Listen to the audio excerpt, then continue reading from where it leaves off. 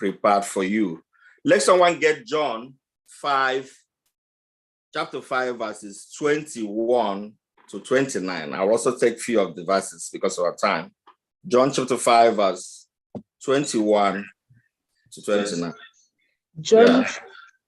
John 5, 21 says, "For as the Father raised up the dead and quickened them, even so the Son quickeneth whom he will.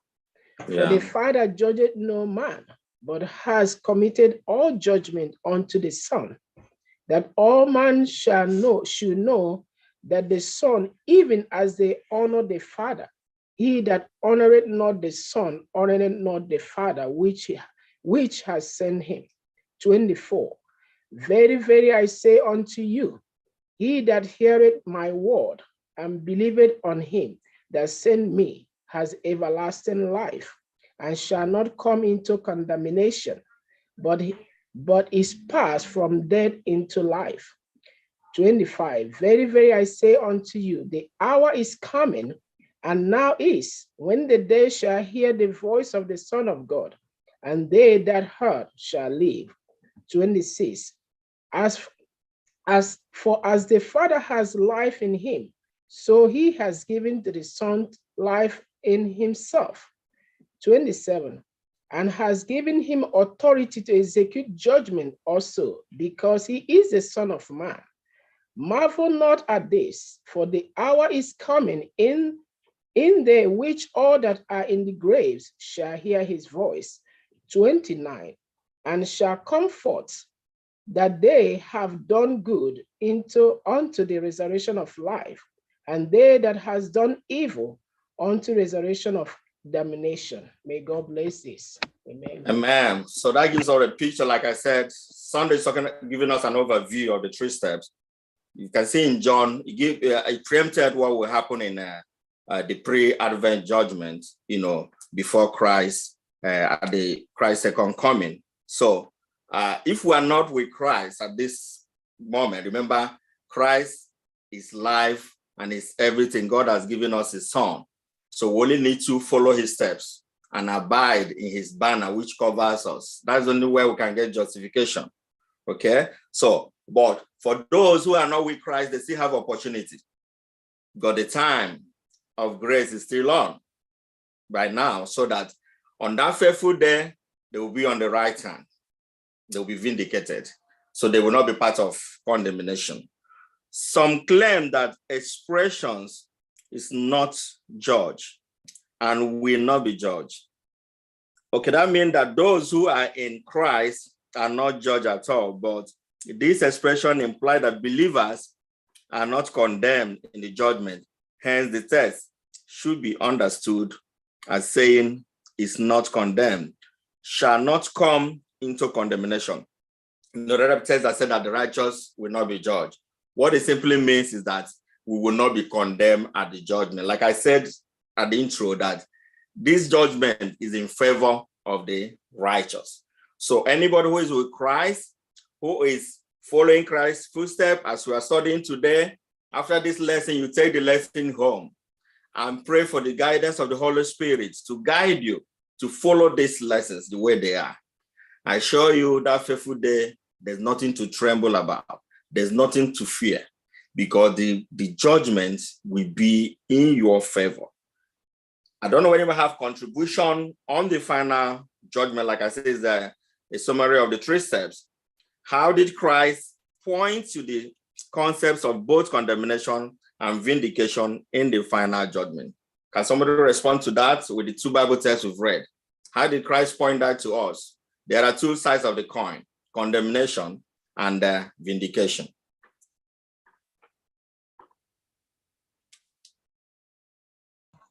Okay.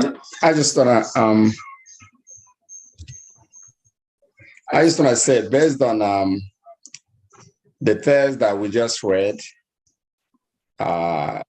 vindication is for us. Therefore, that judgment shouldn't be something negative. It's something that we should be happy about, because we all, those that stayed on the side of Christ, we definitely be vindicated. That's really a good news, that as we worship God, we have hope that on that last day, if we stay constantly with the Lord, we will all be vindicated. Amen. Okay, thank you. We don't need to dwell much on that because, like I said, Sunday talks about the summary of the 3 steps. Now we'll move over to Monday quickly. The pre-Advent judgment. The pre-Advent judgment. The concept of the judgment before the return of Christ is what we call the pre-Advent judgment. It's found in many places in the scripture. Daniel 7:9-14, Matthew 22:1-14, Revelation 11:1-18-19, and Revelation 14:6-7. How do these passages shed light on the notion of pre-Advent or investigative judgment in the heavenly courtroom? What is the significance of such judgment? If you read 1 Thessalonians, so that gives us a preamble of the pre-Advent judgment. Can somebody read that for us? 1 Thessalonians 4:16-17 is a popular Bible text. 1 Thessalonians chapter 4, verses 16-17.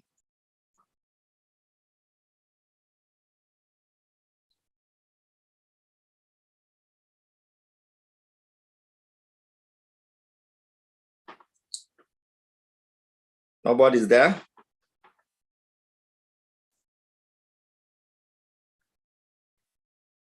Okay, let me paraphrase it. For the Lord himself shall descend from heaven with a shout, with the voice of the archangel, and with the trump of God, and the dead in Christ shall rise first. We that are alive and remain, we caught up with them on the earth to reign with our Lord 1,000 years or forever. Because that the sense when we ascend with our Savior, and there we enter the millennium. After the millennium, the saints are not coming back here again. It was after the execution of the final judgment by God that the saints will now descend with the new Jerusalem. So if you read 1 Thessalonians 4, it gives us a picture of pre-Advent judgment. When Christ comes, the dead in Christ will rise first. Then the righteous living will be transformed to caught up with them on the air, where they will reign with Christ 1,000 years and forevermore. But for the dead unrighteous, they will remain on the grave. That is why the Bible says, pray ye that you will not be part of the second death. Because first that they've died naturally, but at the end of the millennium, when the new Jerusalem will be descending, Satan will let loose again. They say, let's go and fight this new Jerusalem. And that's when God will completely kill sin finally. And that is second. And we don't pray to be part of that. It is our prayer and an earnest desire, even though we are not living at the second coming, let us be part of that first resurrection, which is for the righteous. That's when we'll be vindicated. The concept of pre-Advent investigative judgment of God is grounded in 3 basic teachings. One is the notion that the dead righteous or unrighteous remain unconscious in their graves until the final resurrection. You get that in John chapter 5, 25-29. The second is the existence of a universal judgment of all human beings. That pre-Advent is going to do a classification, because after Christ's second coming, nobody's going to be here on earth anymore. Either the person find himself among the dead unrighteous, or the dead righteous, or the righteous living. These are the 3 categories. So everybody must fall in these 3 categories.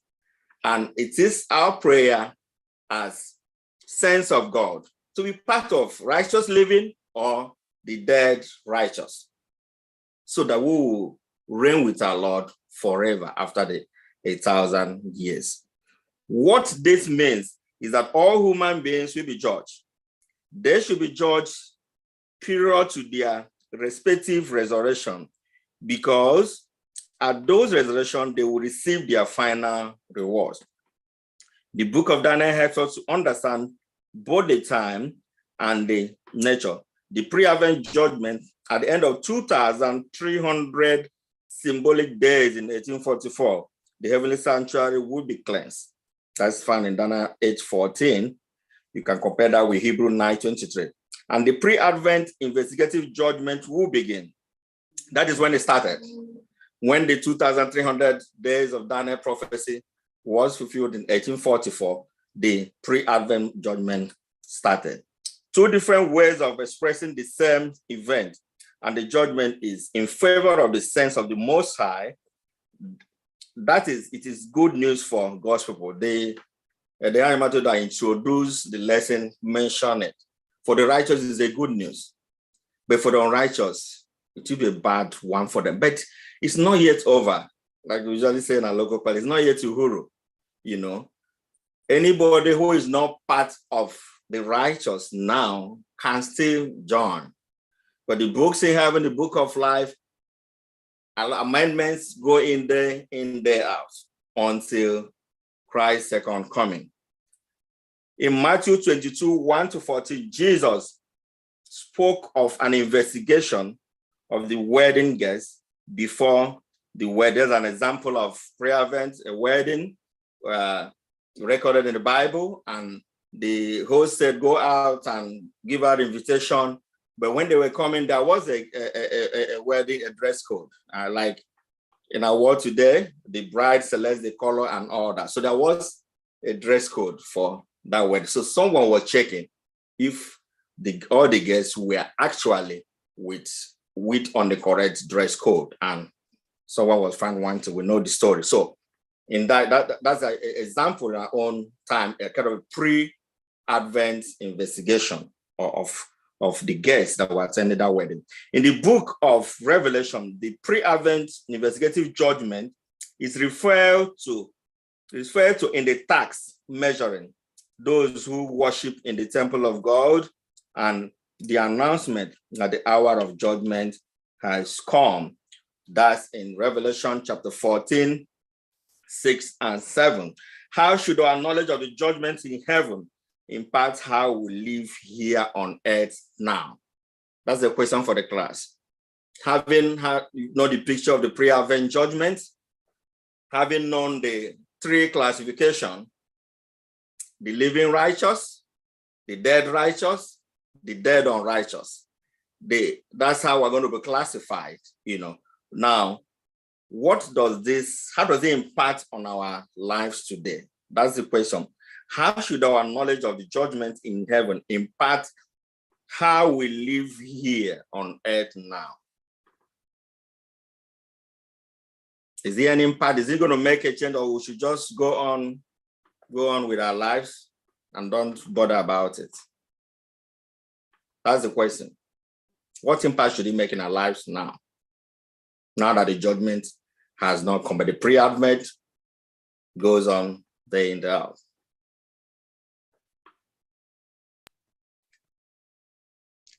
Well, I think we should. The Sunday lesson tells us that each one is morally responsible for his or her own life.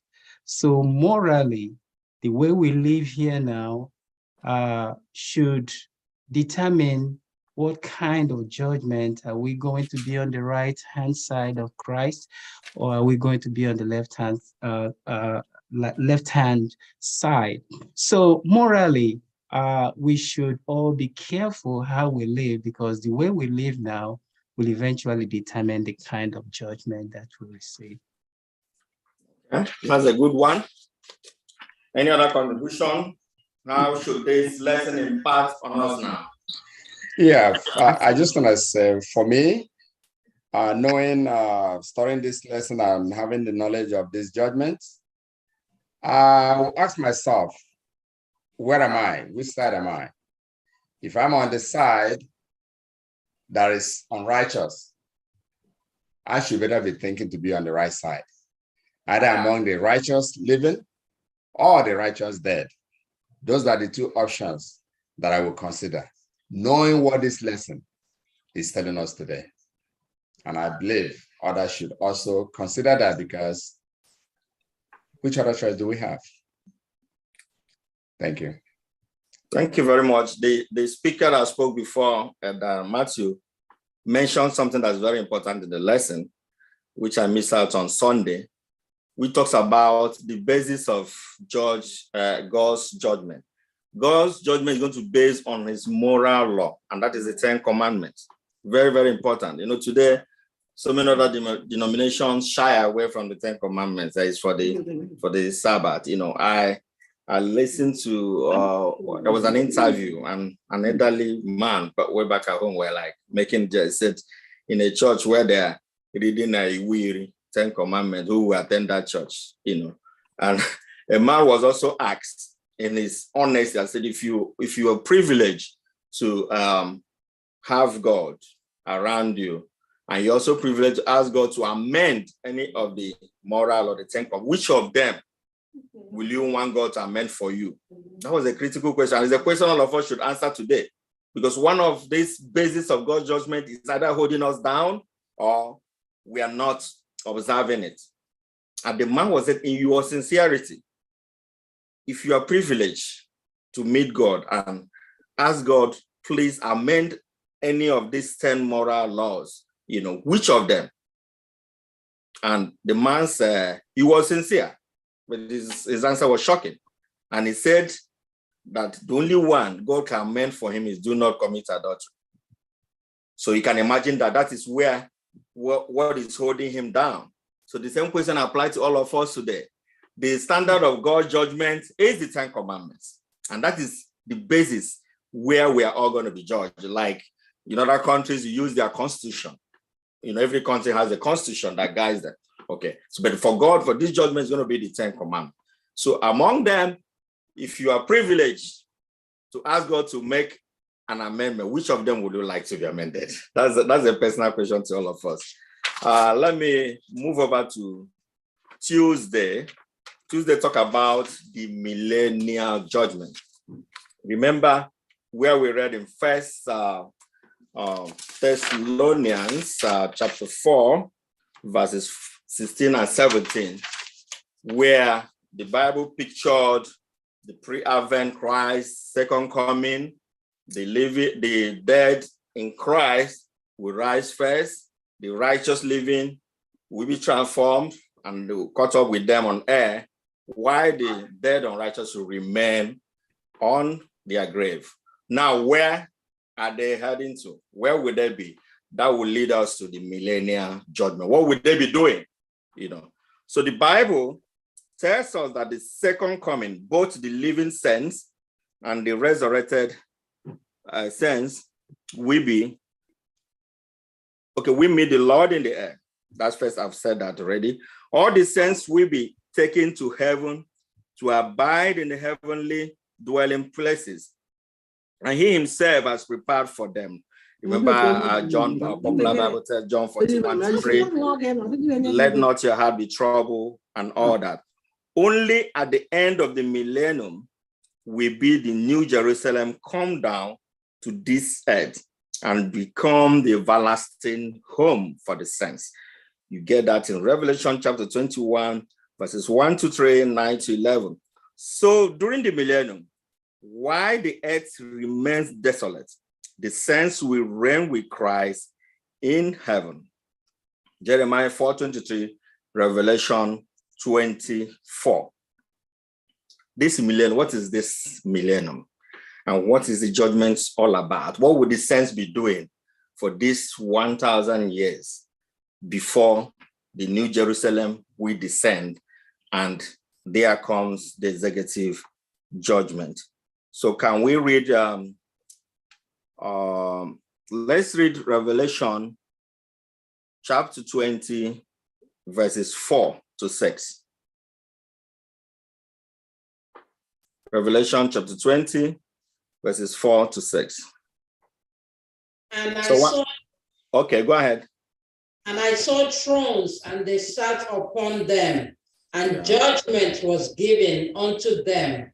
And I saw the souls of them that were beheaded for the witness of Jesus and for the word of God, and which had not worshipped the beast, neither his image, neither had received his mark upon their foreheads or in their hands.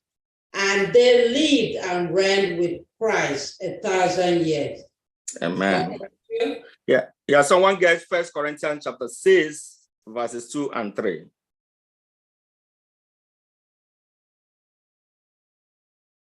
First Corinthians chapter 6, verses 2 and 3.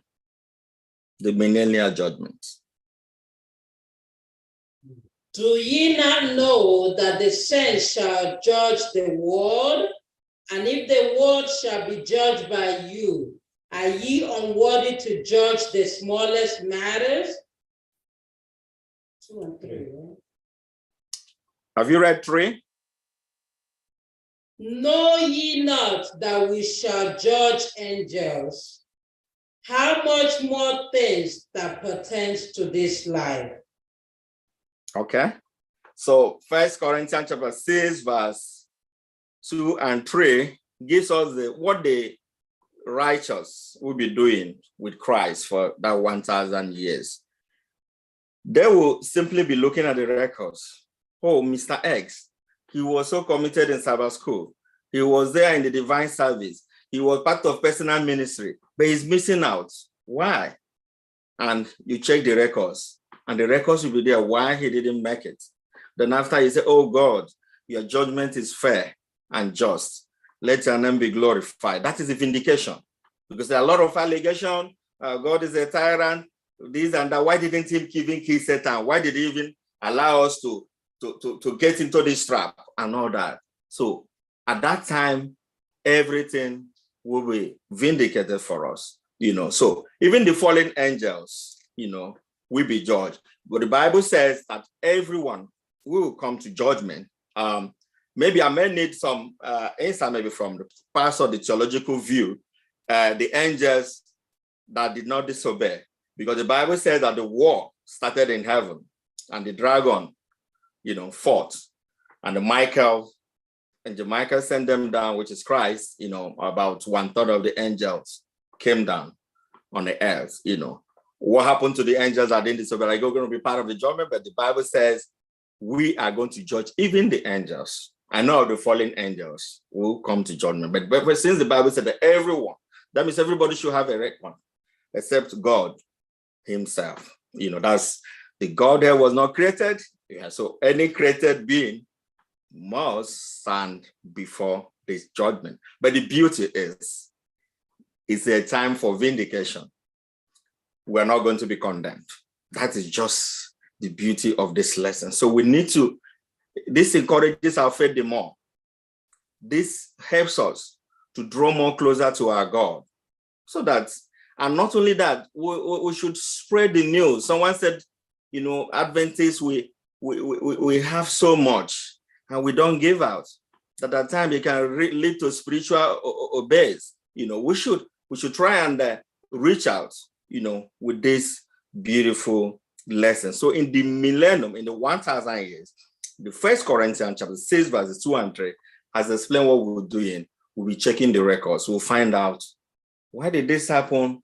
Why did that happen? And all the records will be there for us. It will be open for all of us. And at the end of the day, we'll be satisfied. Our quest, all those are our worries. We've been worried there, will be satisfied. So I don't know if anybody has question before or contribution before I read the notes there, the millennial judgment.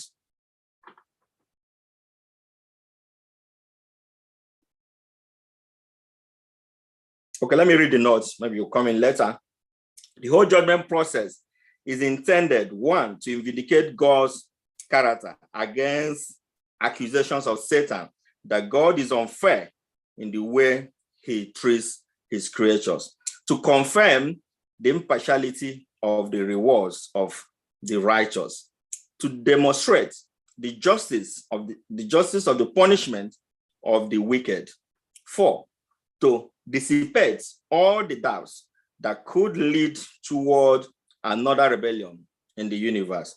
In the pre-Advent investigative judgment of the righteous, only the heavenly hosts are involved. But during the millennial judgment of the wicked and the fallen angels, the saints themselves also will participate. I think the Bible have answered the mind-boggling question I was raising, whether the angels who did not disobey were part of the judgment. He has emphatically says the fallen angels that will come to judgment. Okay? The pre-Advent investigative judgment began in 1844. The thrones were put in place, that we've read in Revelation 24-6. The court was seated and the books were opened. The millennial judgment, however, will start after the saints are taken to heaven and sit on thrones, and the judgment is committed to them. Then once more, the heavenly books are opened and the dead are judged according to their works by the things which were written in the books. This process provides an opportunity for the saints to evaluate the heavenly records and to say it's God's fair treatment to all cases. He not only rewards the human beings according to what they deserve based on their decision, but also explains to them why he does so. So it's going to be on individual how we respond. One of the pastors were trying to analyze our response to the call. You know, Christ on the cross spread his hand and the invitation was for all. So whoever, the biblical account in John 3:16, for God so loved the world and he gave his only begotten son for whosoever believeth. So nobody is segregated, nobody is limited. For whosoever will be part of this millennium judgment. So the opportunity is still there for those who are not in Christ at the moment. Is a glaring call for all of us to be part of this glorious assembly. What does it teach us about the character of God? That before any of the sleeping lost are resurrected to face the second death, the saved will be involved in the judgment process, and no one will be punished until we too see the justice and the fairness of God. Bring your answer to the class on the Sabbath. So how do you look at God's fairness? Nobody will punish until the millennial judgment, so that proofs will be shown why certain people didn't make it, why this group made it. Okay? So how do you see that in the character of God? How do you see his fairness in this justice? You know, not like what we'll have here today. You know, so God is fair in his dealings with human beings. For one author said that God, it was even said that it's a mistake, that God's the height of his love, you know, was the freedom he gave to man. Why didn't he make us like zombies so that we'll follow him, you know, and so that we can not be part of this devil's plan that has held so many people down? But God is so loving. He gave his only son, who is also going to stand for us on that faithful day. And he also gives us the freedom to choose. You know, not like zombie, not like you must follow this way. So that is the height of God's love. I don't know if anybody has question on contribution on Tuesday, the millennial judgment. Yeah, teacher, I just want to say it's very interesting that we now know that we'll be part of the judgment if we stay on God's side, that we'll be able to interact with one another and ask questions why our fellow human beings didn't make it. Because, for example, there are so many people that will believe that are really, really righteous. When you get there, that you don't see their name, or you went there, you don't see High Matthew's name, who has been trying to do his best. You've been wondering, what happened? How come he didn't make it? That shows God's fairness. because he did not just close everything. He gave us an opportunity, the righteous an opportunity to be part of the judgment, to look into the record, to see why I didn't make it, why you didn't make it. And that's the fairness of God that we can never overcome. Thank you. Thank you very much. Any further contribution or question? Okay, let me move on so that we can have enough time to contribute. On Wednesday, we're looking at the executive judgment. This will be the final judgment, which the author tried to highlight on Sunday. The executive judgment. That's when God will put the seal, put an end to sin. Final. Okay? And this will happen after the millennial judgment. Remember, I told you the millennial judgment will start Christ's second coming. The dead in Christ will rise first. The righteous living will be transformed to meet them in the air, and they will reign with Christ 1,000 years and even forevermore, because they're not going to. Coming down will be the New Jerusalem. So it will be after that, and the righteous duty will be checking the records, confirming all those records, and they will affirm that that God's judgment is fair and there is justice. They will affirm that God is not a partial God. Okay. Now, after that, remember during the 1,000 years, the Satan will be allowed, with his angels, and the dead and righteous remain on their grave, and he'll be roaming about from one end of the earth to another. That is what the Bible calls the bottomless pit. Nobody to talk to and all that. And it will be days after the millennium when the New Jerusalem will start descending. The Bible says that Satan will be allowed again, given his power. He will restore his power. And it's okay, let's go and fight this New Jerusalem descending. And it will be at that point that God will extinguish sin completely. And that is the executive judgment. And the Bible also gives some references before now where God has executed judgment. We're going to find that as I read the intro. During the Middle Ages, there was a strong tendency to portray God as a severe, punitive judge. Today, the tendency is to describe him as a loving, permissive father who never punishes his children. Yet, love without justice will return into chaos and lawlessness. And justice without love will become oppression and subjugation. God's judging process is a perfect blend of justice and mercy, both of which derive from his unconditional love. Remember, I've emphasized on unconditional love. The executive judgment is God's final and irreversible punitive intervention in human history. Like I was giving you an example of our worldly court today. Let me talk about Nigeria, where I come from. The Supreme Court is the final arbiter. When the Supreme Court decides, there is no appeal. Okay, so in this heavenly court, God's executive judgment is final, is irreversible. There is no appeal. Sin will be extinguished completely. That is the executive judgment. Okay, the executive. Okay, I've read that. 2 Peter 4-6. 2 Peter 3:10-13. How do these texts help us understand the nature of the final executive judgment? How do they imply the idea of completion of judgment as opposed to its giving on forever, which will be perversion of justice and not an expression of faith? Remember, there is a theory in the Christendom, there is a hellfire, and people will be burning day and night forever. No, that's not what the Bible says.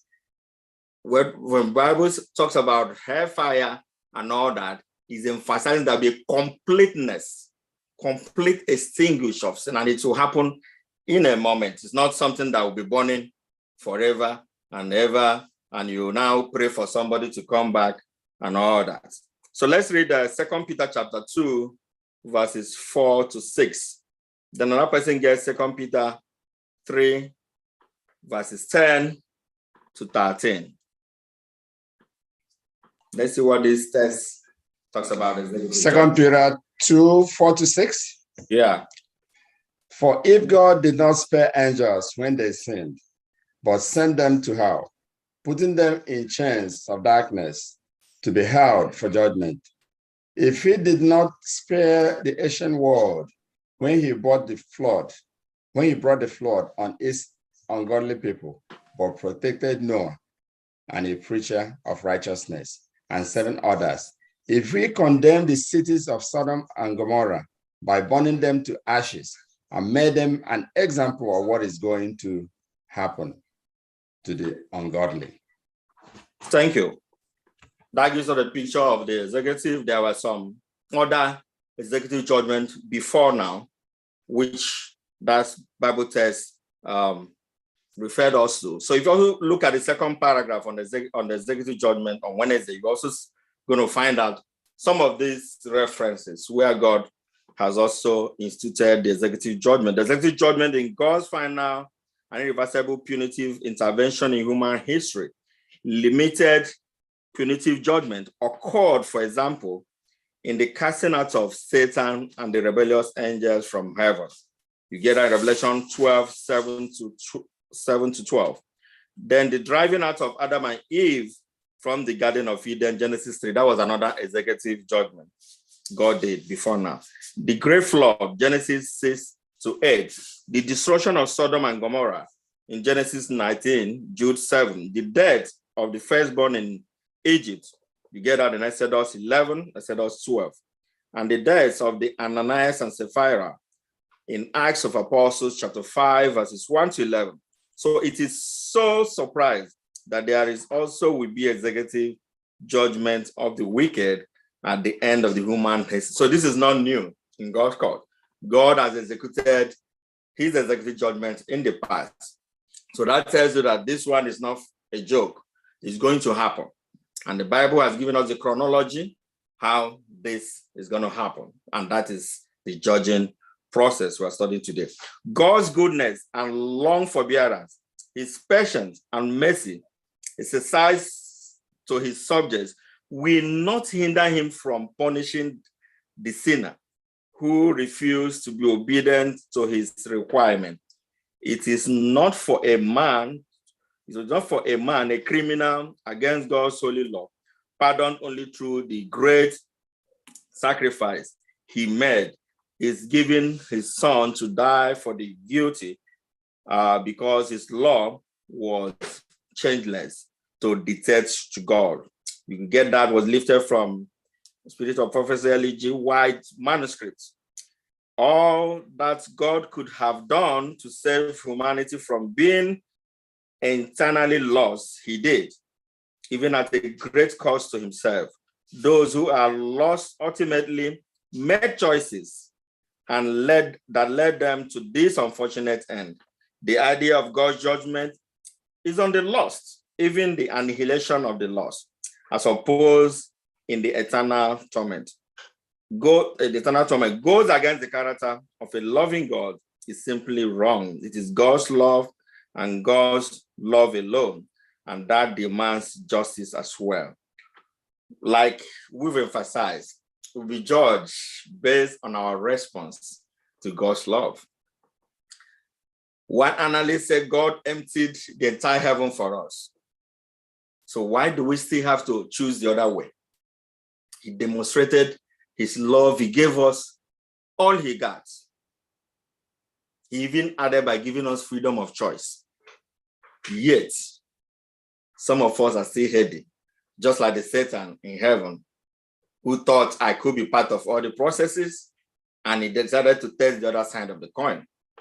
And you can see what he has caused the world today, and he's going to face the judgment. So it is a glaring call for all of us.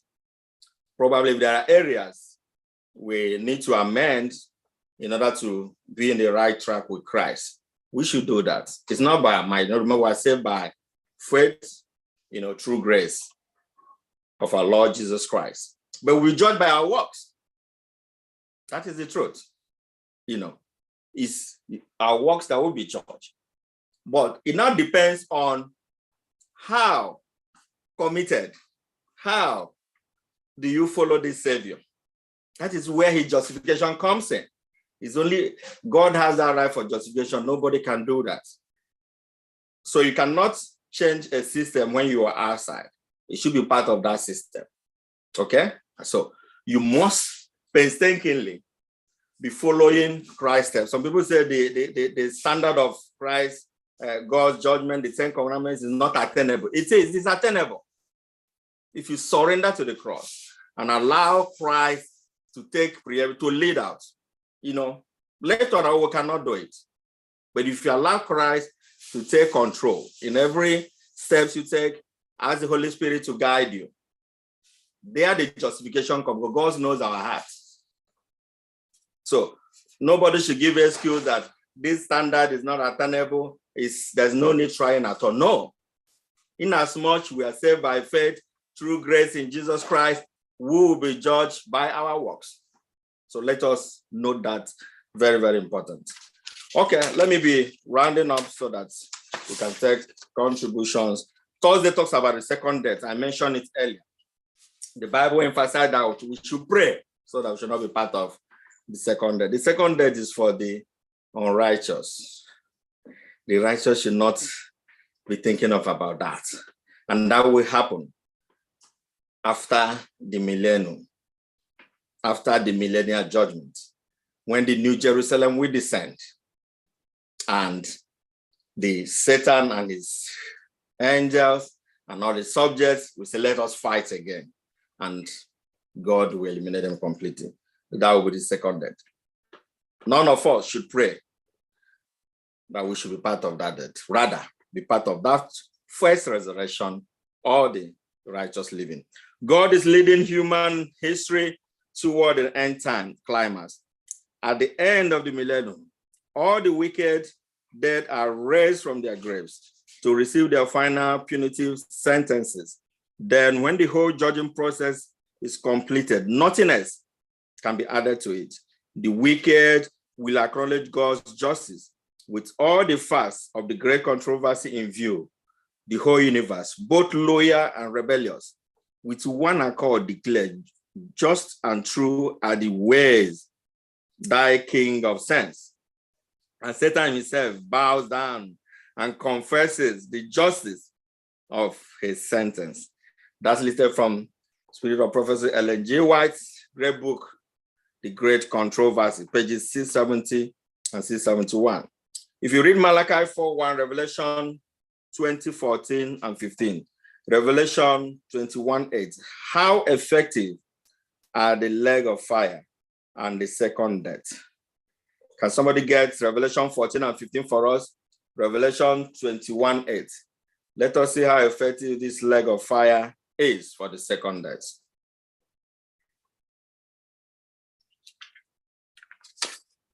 Is it Revelation 20:14 and 15? Yeah, Revelation 20:14, 15. The second one, Revelation 21:8. Okay, 14:15 says, then death and Hades were thrown into the lake of fire. The lake of fire is the second death. Anyone whose name was not found written in the book of life was thrown into the lake of fire. Exactly. 21:8. But the cowardly, the unbelieving, the vile, the murderers, the sexually immoral, those who practice magic arts, the idolaters, and all liars, they will be consigned to the fiery lake of burning sulfur. This is the second death. The Bible, this is self-explanatory. The Bible explains the characteristics of the second death, who and who will be in the second death. So it's a great warning to all of us. We should pray. We should not be part of this second death. If we are not with Christ at the moment, like I said, opportunities beckon on us today to retrace our step and be in that banner that covers us. The final destruction of Satan and his angels and all the wicked will be cleansed, the universe from sin and its consequences. And yet, even the final destruction of the wicked is an act of God's love. not only for the saints, but also for the wicked themselves. They would rather die than live in the presence of God, who is a consuming fire for sin. There, the lost would long to flee from the holy place. They would welcome destruction, and that they might be hidden from the face of him who died to redeem them. The destiny of the wicked is fixed by their own choice. Their exclusion from heaven is voluntary with themselves and just the merciful of that part of God. Like I said, one of our contributors said that our decision, our position in these two divides, vindication, condemnation, is our choice. I've said it here, Christ came and died for all. There was no limitation, and even right there on the cross, he spread his hand and also gave his invitation. Whosoever believeth will not perish, but have everlasting life. So, being part of the first resurrection or the second death is just our choice, our individual choices. So, it's a wake-up call for you and I today. Towards the final annihilation of sin is contrast to the unbiblical theory of the, I'm reading the last paragraph on Thursday, unbiblical theory of their everlasting sufferings in hell provides a just and proportional punishment for whatever evil people had committed. It also confirmed that sin had a beginning and will also have an end. Then the whole universe will return to the original perfection before sin. Evil and disobedience arose mysteriously and without any justification. Praise the Lord that he is our righteous judge, and we make a fair decision of granting immortality to the righteous and the eternal destruction to the wicked. Amen? Amen. That is where I round up the lesson. I don't know how many minutes I have left the Sabbath school team. You know, I can take contribution, maybe 2 contributions and 2 questions so that we'll round up.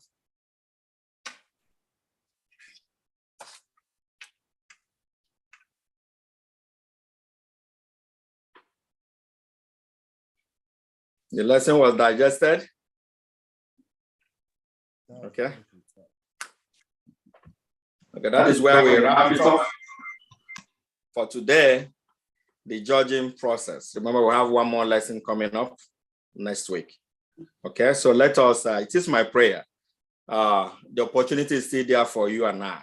If you're on the other side, you can see, make a U-turn and follow in that victorious group. That is those who have abided and committed themselves to the steps of Christ. And Christ alone will be our defender, will be the one to vindicate us. So whatever we are going through here on earth, let us be patient and wait patiently, you know, till the end. And that is when our joy will be full. It is my prayer that our God, the God of the Sabbath, the God who created the heaven and earth, the God of Jacob, Isaac, and Abraham, will help us. Will help us, even those of us who have gone off the track, so that we can retrace our step and join in this victorious army of the Lord. That is my prayer in Jesus' name. Amen. Amen. Amen. Thank you, Brother Enyina, for the wonderful lesson. Thank you for how you handled it. And thank you for letting us know that if we're still on the other side, the bad side, we still have time.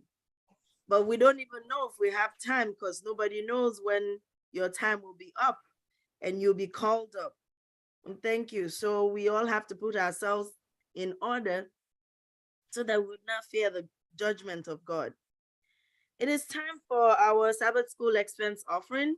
Even though we're not in church, but we still have to give our offering, because that is what we use to further the work of God. So for today, we will not be collecting the offering physically, but we will be collecting it through our online giving platform. can we project the platform so that everybody can see it? I'm sure we should know it by now. If you don't know it, you can send it through Zelle as well. You can use Zelle. You can go online, send it through our FirstIgbo website, and it will direct you straight to us. So while we're doing that, I'm just going to sing just one verse and a chorus of a song, just to give us time so that we can pay our offerings. Give up your best to the Master. Give up the strength of your youth. Throw yourselves fresh going on into the battle for truth. Jesus has set the example. Dauntless was he, young and brave. Give him your loyal devotion. Give him the best that you have. Give up your best to the Master. Give up the strength of your youth. God in salvation's full on.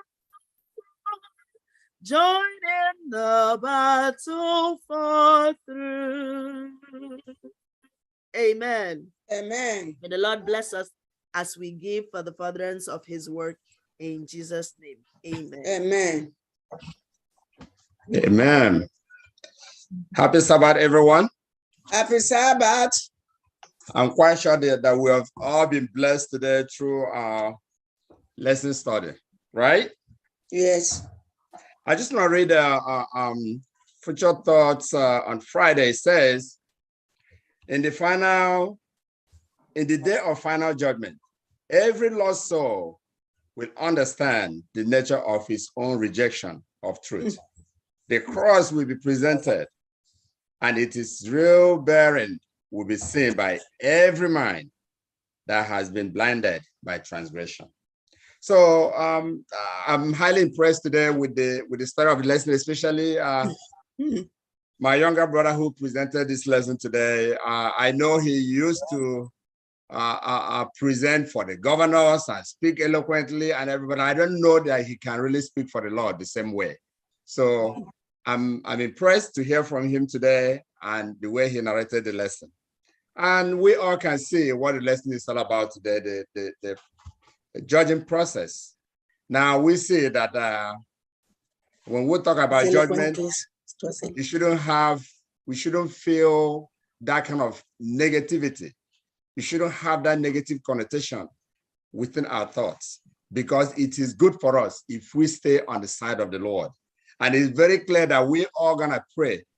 If we can be on the side of the righteous, either the righteous that is dead or the righteous that is still alive. It's only three. And this lesson today is just about, is the end time judgment, just two-sided coin. It's two-sided. Either you're on the path of vindication or in the path of condemnation. And I will pray that all of us will be part of that vindication, because our God is fair. If God gonna give us an opportunity for us to sit down and look at the record and see that he's a fair God, and see that he did not condemn anyone wrongly, he has given us an opportunity to come on the other side if we're on the wrong side at this point. So this lesson is really quite explanatory. And as we go along today, as we move on with our lives, may God continue to guide us. May God continue to lead us so that we stay on his side, so that we not be drifted away, so that when that judgment day comes, we'll be among those that will be judging and looking at the record and be very glorified that our God is a fair God. And no one can tell us otherwise, that he's a bad God, is a tyrant and all that. How could he be a tyrant? Well, he's going to give us an opportunity to also look at the record, how we are all being judged. I just want to thank all of you today for being part of this lesson. And this is my honest prayer that all of us will take all these lessons to heart so that we can look at it in our daily lives and make use of it. So that in the end, when the Lord shall come, we and all our wishes will be on the Lord's side. Amen? Amen. Amen. Amen. Let's take our closing hymn from SDH 416. SDH 416. The judgment has said, the books have been opened. How shall we stand in that great day when every thought and word and action God the righteous judge shall weigh. How shall we stand in that great day? How shall we stand in that great day? Shall we be found before him wanting, all with our sins all washed away? The work is begun with those who are asleep, and soon will the living here be tried. Out of the books of God remembrance, his decision to abide. How shall we stand in that great day? How shall we stand in that great day? Shall we be found before him wanting, all with our sins all washed away? Oh, how shall we stand that moment of searching, when all our sins those books reveal, when from that court each case decided shall be granted no appeal? How shall we stand in that great day? How shall we stand in that great day? Shall we be found before him wanting, all with our sins all washed away? Amen. And Oh, let us pray. Our God and King, our Maker, our Redeemer, we are very grateful for bringing this lesson to us. The song is asking us a very pertinent question. How shall we stand on that day? Lord, help us to make the best decision for our destiny. Because today we've learned through the young man who broke down the lesson that our destiny is in our hands. Let's not take it as business as usual. Let's not be bench warmers in the church anymore. Let's set aside apart pride. Set self apart. Repent and turn away from our sins and live. The call has come today. Brothers and sisters, if you hear his voice today, harden not your hearts. This call may not come again for some of us. I don't know who. But God has promised that affliction will not rise a second time. Although he loves us so much, but there is still justice mingled with his love. But you have to make a choice today. That's what the lesson told us. Father, we pray because we are weak. We can't do it by ourselves. So we are pleading, Lord, to help us to make the right choice. We want to be part of that first resurrection. We want to be caught up with you in the clouds of the saints.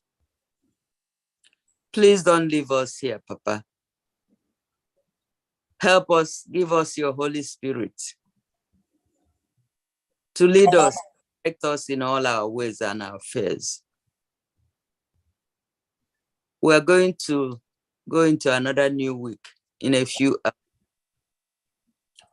We plead, Lord, that you will lead us safely into this new week.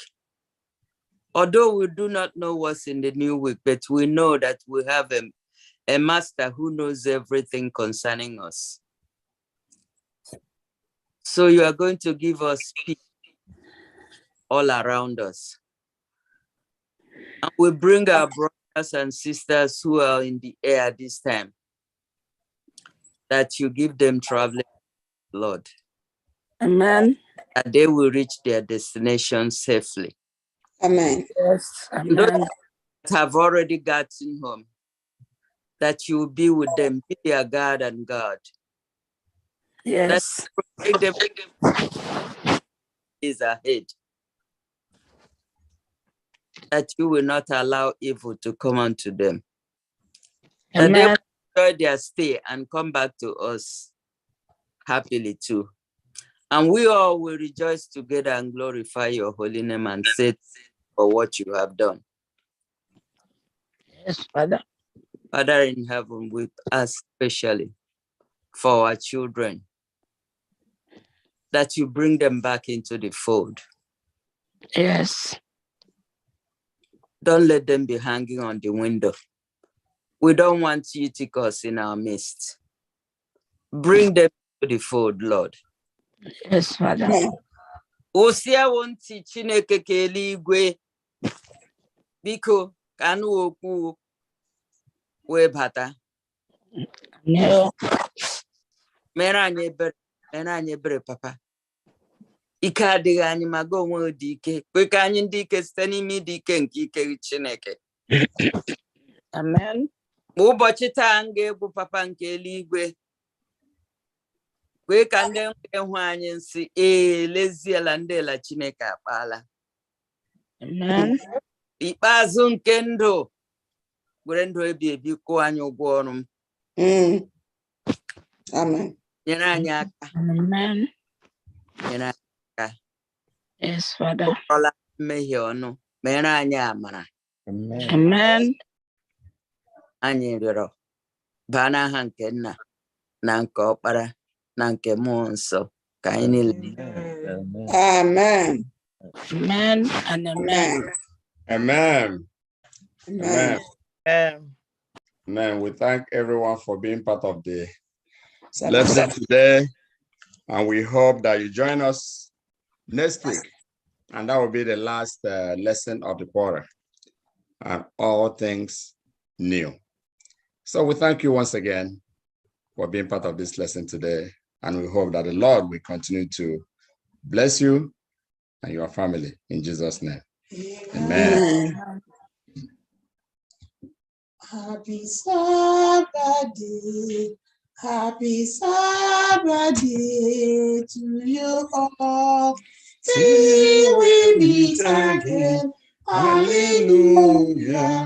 We welcome you to Sabbath school. We are happy that you are here. Happy Sabbath day. Happy Sabbath day to you all. Till we meet again. Amen. Amen. Happy Sabbath to us all. Happy Sabbath. We thank the Lord for leading us throughout the Sabbath school and up to this moment. We just have just one announcement for the church. Pastor wants us to remember that there's the end of the year program next Sabbath. It will be starting at 6 p.m. Let's all come to the church to worship and thank God and usher in the new year. Let's spend the end of the year in the presence of God. So next Sabbath, service starts at 6 p.m. till 12 midnight when we welcome in the new year. So please put it, mark it on your calendar, note it down, and make sure you are there to come and welcome in the Sabbath. And the Lord bless us in Jesus' name. Amen. You are welcome in the name of the Lord. You are welcome in the name of the Lord. Hallelujah. I can see in you the glory of the Lord. You are welcome in the name of the Lord, of the Lord. You are welcome in the name of the Lord. You are welcome in the name of the Lord. Hallelujah. I can see you, the glory of the Lord. You are welcome in the name of the Lord. I will wear a crown in my father's house. Just off a church. In my father's house. In my father's house. I will wear a crown. In my father's house, so there'll be joy, joy, joy.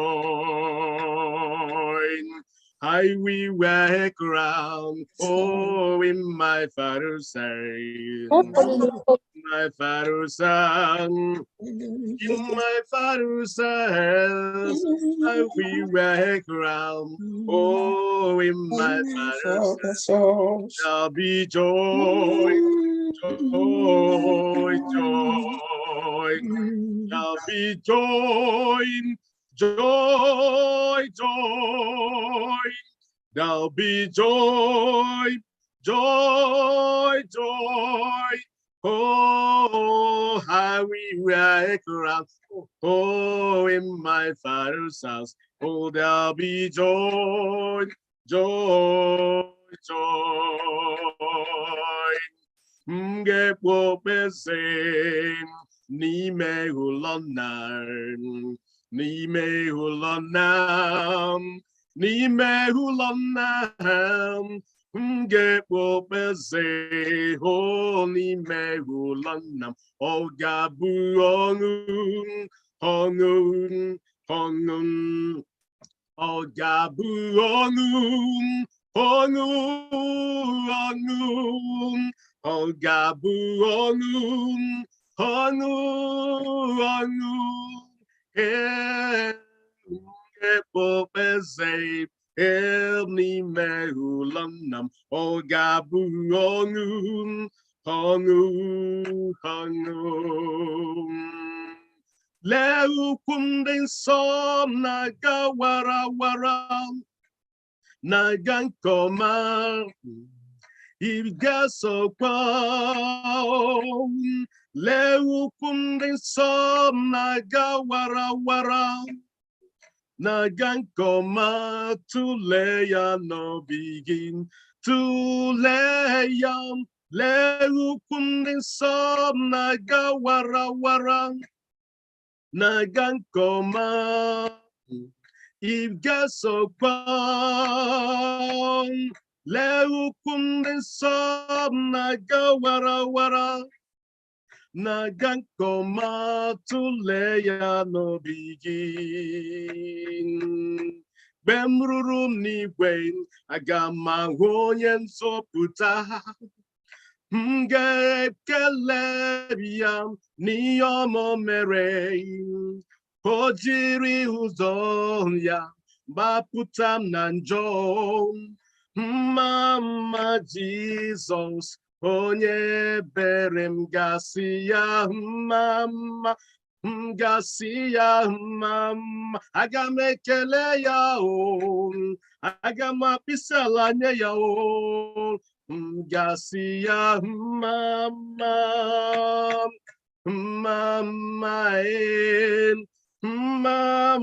Jizọs onye bere emememe blessings and glory, wisdom, thanksgiving, and honor, power and might belongs to the Lord forever and ever. Amen, amen, amen, amen, amen. Blessings and glory, wisdom, thanksgiving, and honor, power and might belongs to the Lord forever and ever. Amen. Work for the night is coming. Walk through the morning now.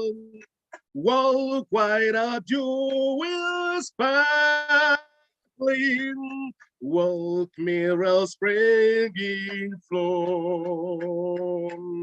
Walk when the day grows brighter. Walk in the glory sun. Woe for the night is coming when man's work is done. Woe for the night is coming. Woe through the sun himself. Feel bright as always level. Race comes sure and soon. Give every flying midnight something to kill, bestow. Well, for the night is coming when my work is done. There is none holy as the Lord, and there is none beside him. Neither is there any rock like our God. There is none holy as the Lord, There is none holy as the Lord. There is none beside the Lord. Neither is there any one like our God. There is none holy as the Lord. Kie gara ginkoma, wanem kie gara ginkoma.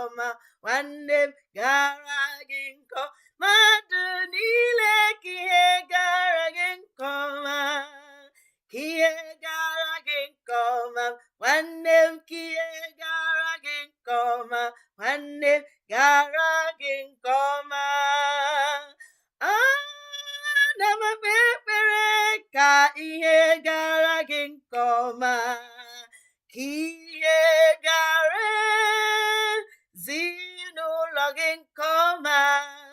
Jehova m leta gị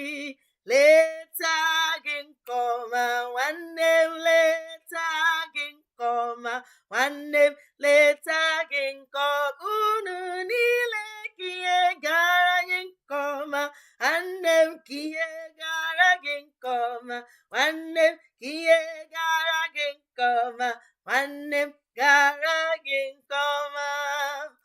Osisi ahụ na-amị mkpụrụ ọma, o nwere onye na-agba ya mmiri, onye na-ama onye nkere ya, ọ tagbuola onwe ya n'ahụhụ. Osisi ahụ na-amị mkpụrụ ọma, o nwere onye na-agba ya mmiri, onye na-ama onye nkere ya, atagbuola onwe ya n'ahụhụ.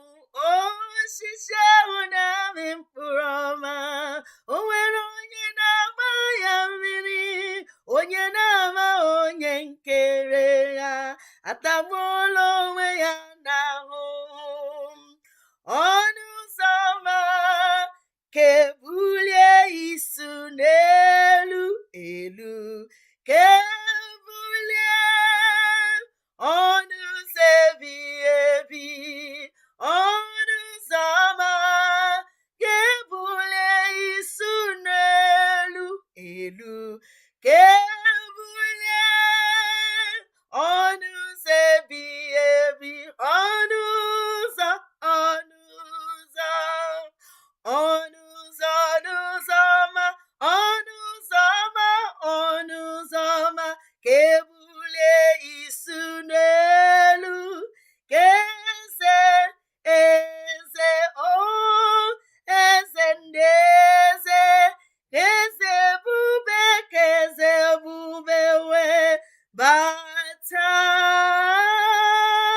ka ebulie ọnụ ụzọ ebighị ebi. Ọnụ ụzọ, ọnụ ụzọ, ọnụ ụzọ, ọnụ ụzọ ọma, ọnụ ụzọ ọma, ọnụ ụzọ ọma ka ebulie isi n'elu, ka eze, eze ndị eze, ka eze ebube, ka eze ebube wee bata, ka ebulie ọnụ ụzọ ebighị ebi.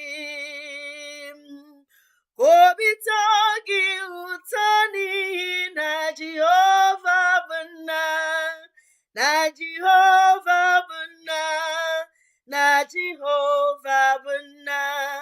Ka obi tọọ gị ụtọ n'ihi na Jehova bụ nna, na Jehova bụ nna, na Jehova bụ nna. Ọ na-eme ka ihe gara gị nke ọma, ọ na-emekwa ka ị nwee ogologo ndụ narị ike. Ka obi tọọ gị ụtọ n'ihi na Jehova bụ nna, na Jehova bụ nna, na Jehova bụ nna. Ọ na-eme ka ihe gara gị nke ọma, ọ na-eme ka ị nwee ogologo ndụ narị ike. Ka obi tọọ gị ụtọ n'ihi na Jehova bụ nna, na Jehova bụ nna, na Jehova bụ nna. Jehova ịdị ebube n'ebe anyị nọ, Jehova ịdị ebube, Jehova ịdị ebube n'ebe anyị nọ, Jehova ịdị ebube n'eluigwe, n'eluigwe. Ịbụ eze, eze ndị eze n'elu ụwa, ị na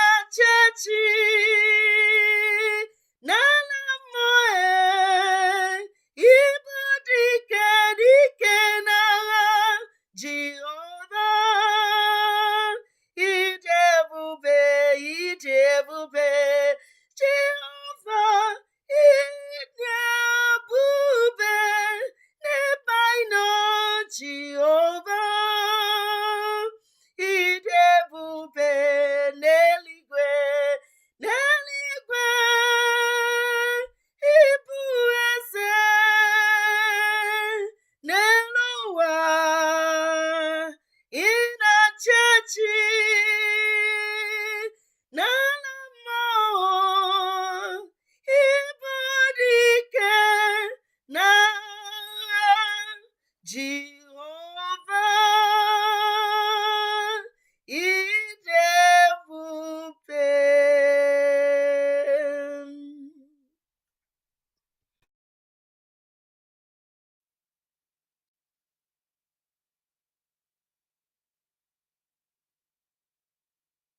The steadfast love of our God never ceases.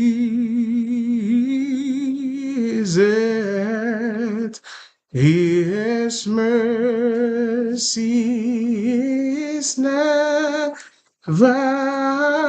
come to an end. For there are new every morning, new every morning.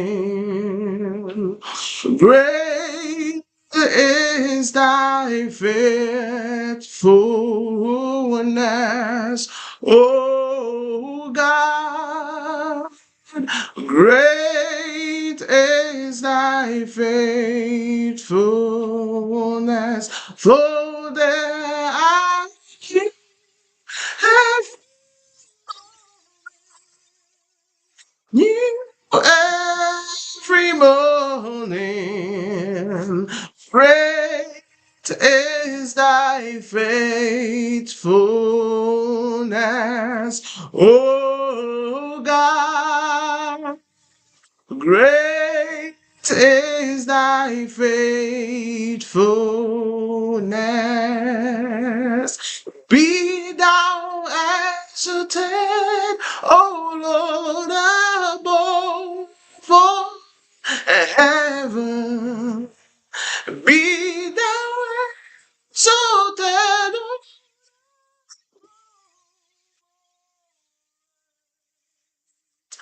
let thy glory above all the earth.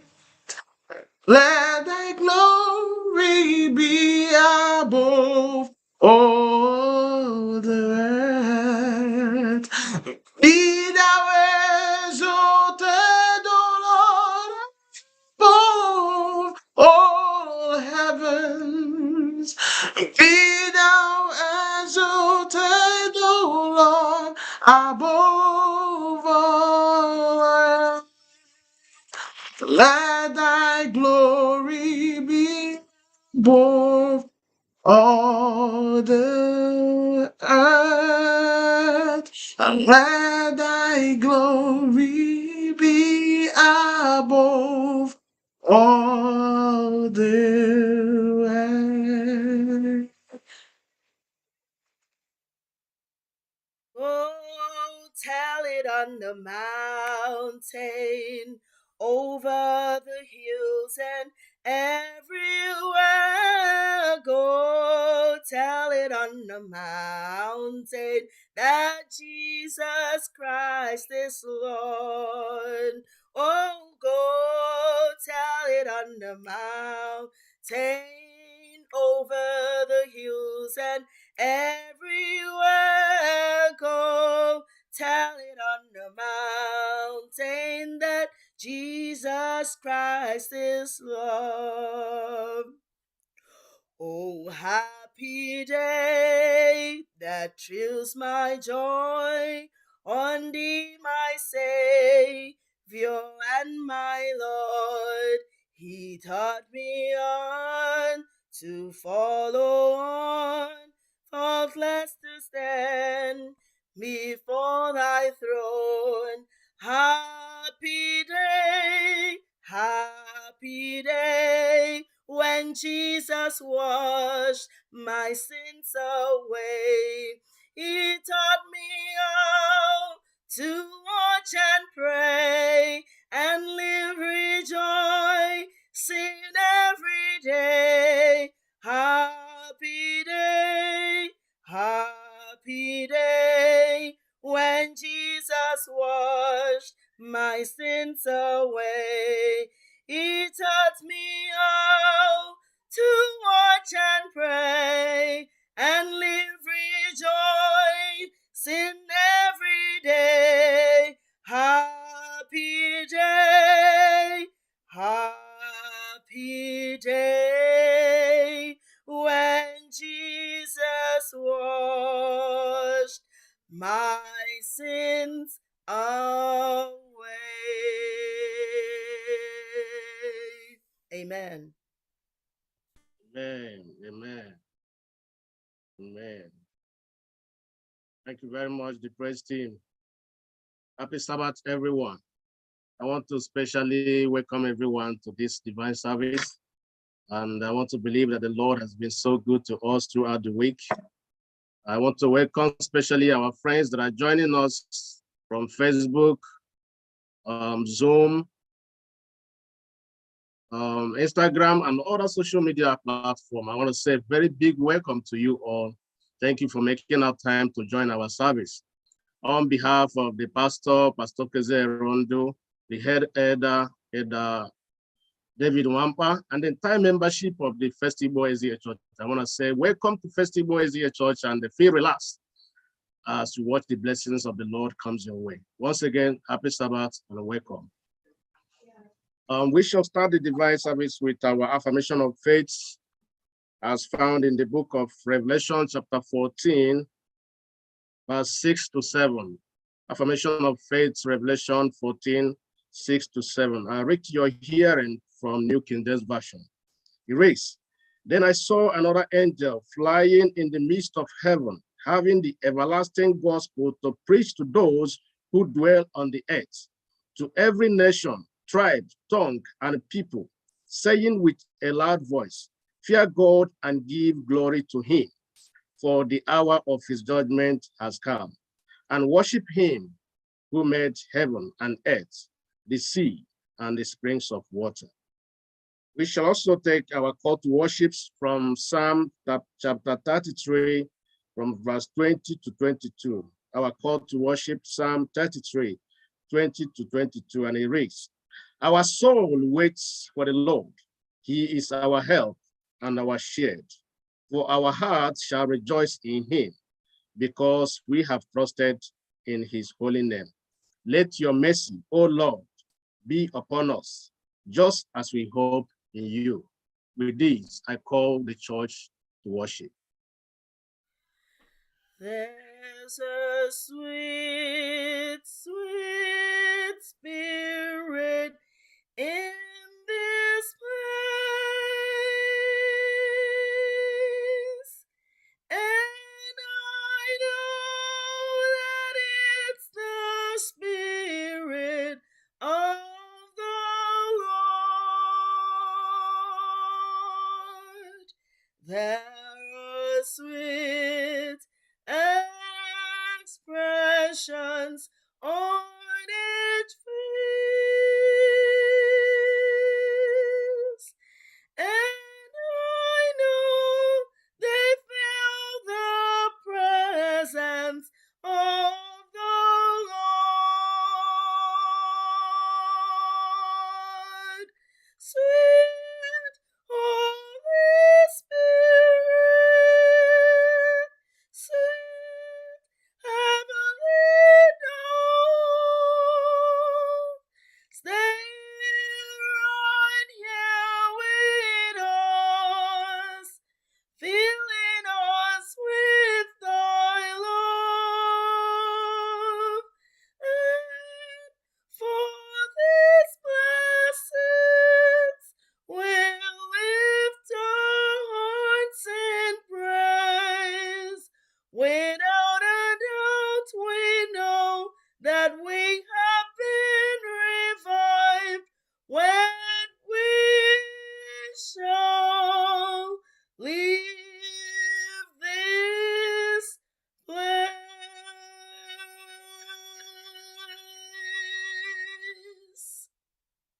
Sweet Holy Spirit, Spirit Divine, we have gathered this morning just to hear from you. Come and speak through me today, mighty Jehovah, as we open your words. And thank you for the many that have gathered also to hear your word. Come and put the spices, the salt, and the peppers that's needed for your word today to be palatable. I know you will guide me through, and that those that will hear, including me, that we will not be the same again after we have heard your words today. Direct everything we will do, O Lord, our strength and our Redeemer. Amen. Amen. We shall open the divine service with the use of SDA 100. Great is thy faithfulness, SDA 100.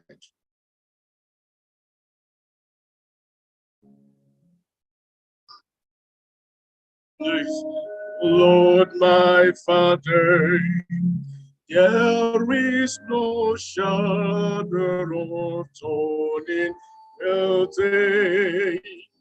Thou tempted more thy compassion, the fellow. As thou hast been, the forever will be. Great is thy faithfulness, great is thy faithfulness. Morning by morning, new mercies I see. All I have need that thy hand hath provided. Great is thy faithfulness, unto thee. Some are away around springtime and harvest. Some moon and sun seem dark, unseasonable. Joy will torment, sure in money for wealth made. To thy great faithfulness, mercies and love. Oh, great is thy faithfulness, great is thy faithfulness. Morning by morning, new mercies I see. All I have need that thy hand hath provided. Great is thy faithfulness, unto thee. Pardon for sin, and thou beest out enduring. Thy own thy presence to change and to guide. Strength for today and bright soul for tomorrow. Thou sayest of mine without thousands beside. Oh, great is thy faithfulness, great is thy faithfulness. Morning by morning, new mercies I see. All I have need that thy hand hath provided. Great is thy faithfulness, Lord, unto me. Oh, great is thy faithfulness, great is thy faithfulness. Morning by morning, new mercies I see.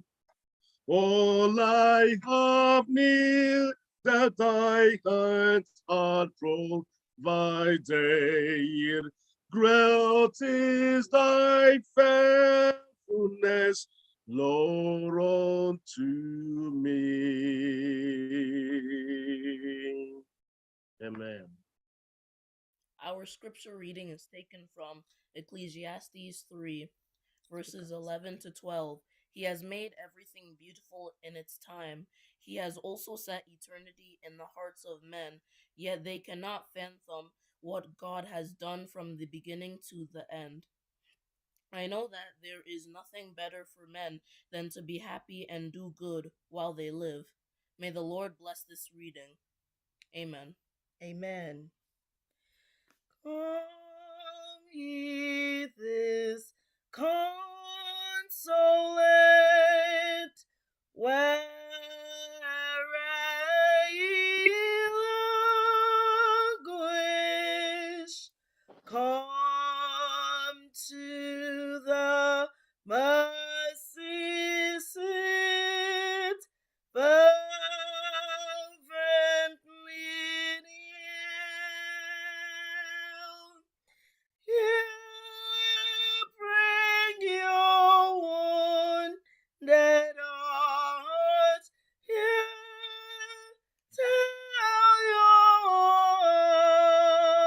anguish.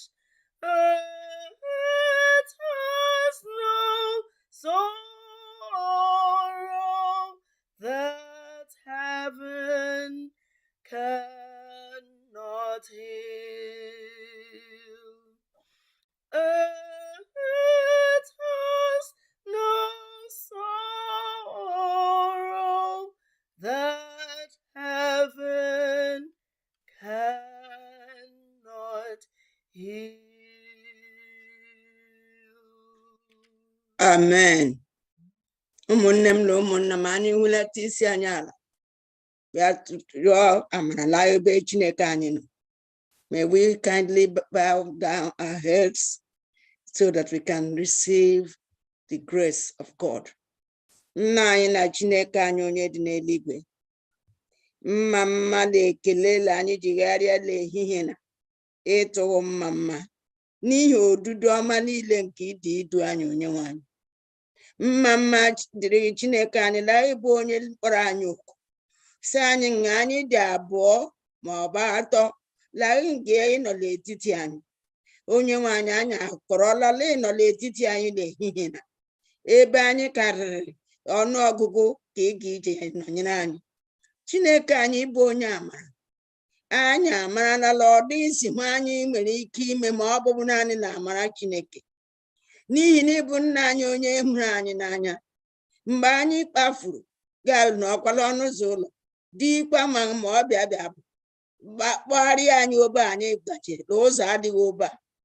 Onye nwe anyị gaa n'ọkwala nga ịnọ deele anya anyị na anyị ga-egharị, gaa n'ọkwakwa anyị nkwasị ma mmehie atụrụ anyị ụjọ ịgharịla ebe anọ n'ebe ị nọ, n'ihi na ịbụ onye na-eji eme anyị esi na mmehie chegharịa.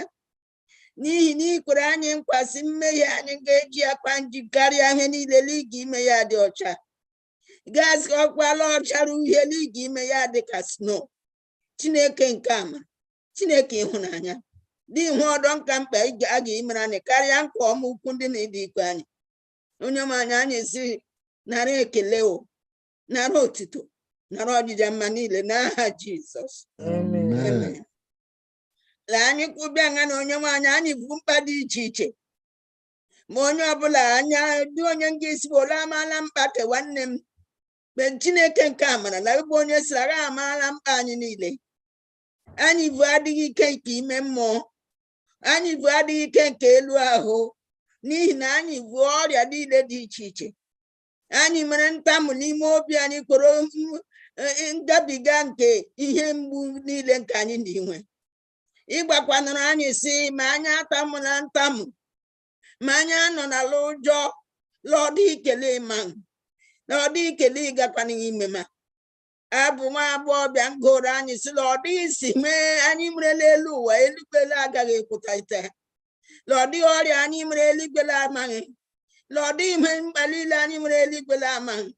Chineke anyị nga ịkpọsiala sila me ndị a niile dị igbu anyị lọọ imerala wụ n'ịgakwa ime ya ama mma. Jizọs gwara anyị si la nna ma mmefu nọrọla ọnụ ụzọ ụlọ na-ele ma nwa mmefu kegharị. Onye nwe anyị amarala na anyị bụ ndị nọ na ngagharị nke elu ụwa, Nna anyị nọkwana n'ọnụ ụzọ ụlọ nke eluigwe na-ele anya ka anyị gbanwee, ka anyị gharịa. Mma dịrịla okwu ọma niile ndị anyị na-anọla taa, ma lesi na ọma eziri anyị siri anyị nke ịbụ ndị gị gbaa dịka atụrụ ndị ala isila ndị a bụ ndị gị kpọbata. Onye nwe anyị, mee anyị ka anyị bụrụ atụrụ nke Chineke n'aha Jizọs.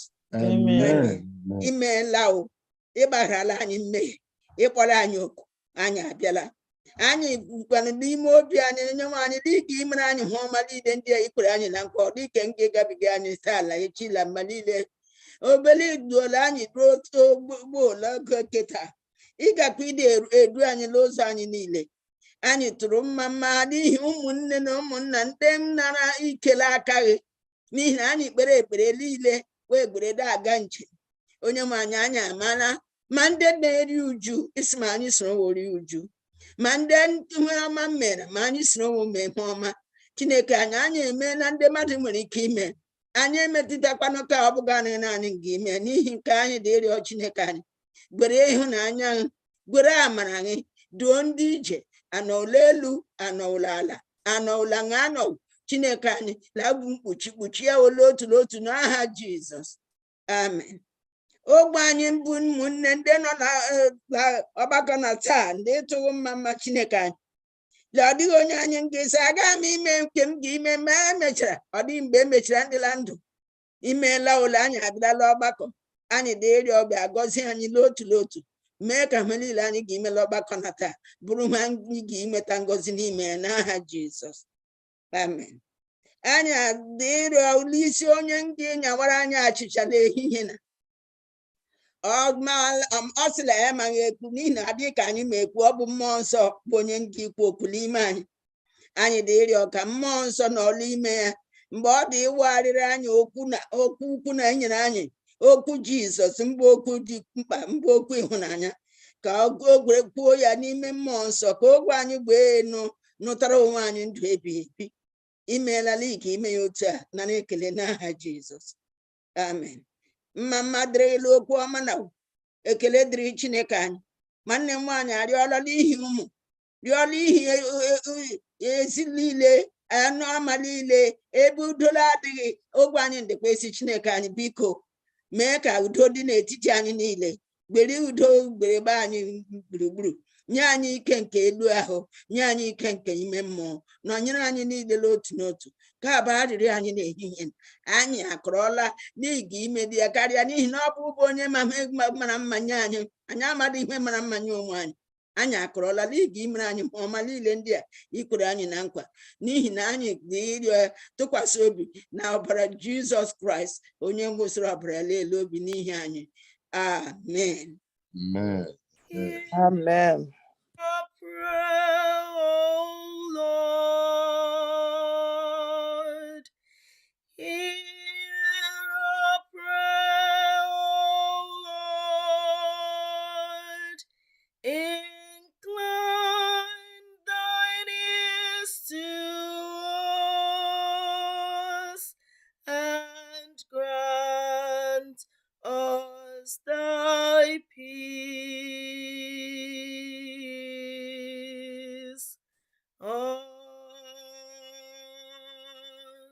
Amen. Amen. Amen. Amen. We are children of a better land, children of a better land, children of a better land. Oh yes, oh yes, oh yes, oh yes, oh yes.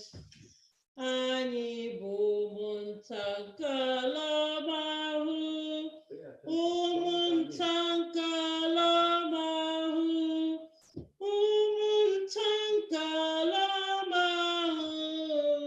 Ewo, ewo, ewo, ewo, ewo. Is it possible to project my kids? I can't see all my my kids. Is it possible or no? I can see all my kids. No, I guess it's not possible. Go ahead, Sister Choma. No, not possible. Go ahead. Okay, I don't know how I'm gonna ask my questions if I can see my kids. All right, we just have to do the best we can. All right, the story today is the missing watch. The missing watch. There is a farmer who lost his watch. He was so heartbroken because this watch means so much to him. It was a watch that his grandfather gave him.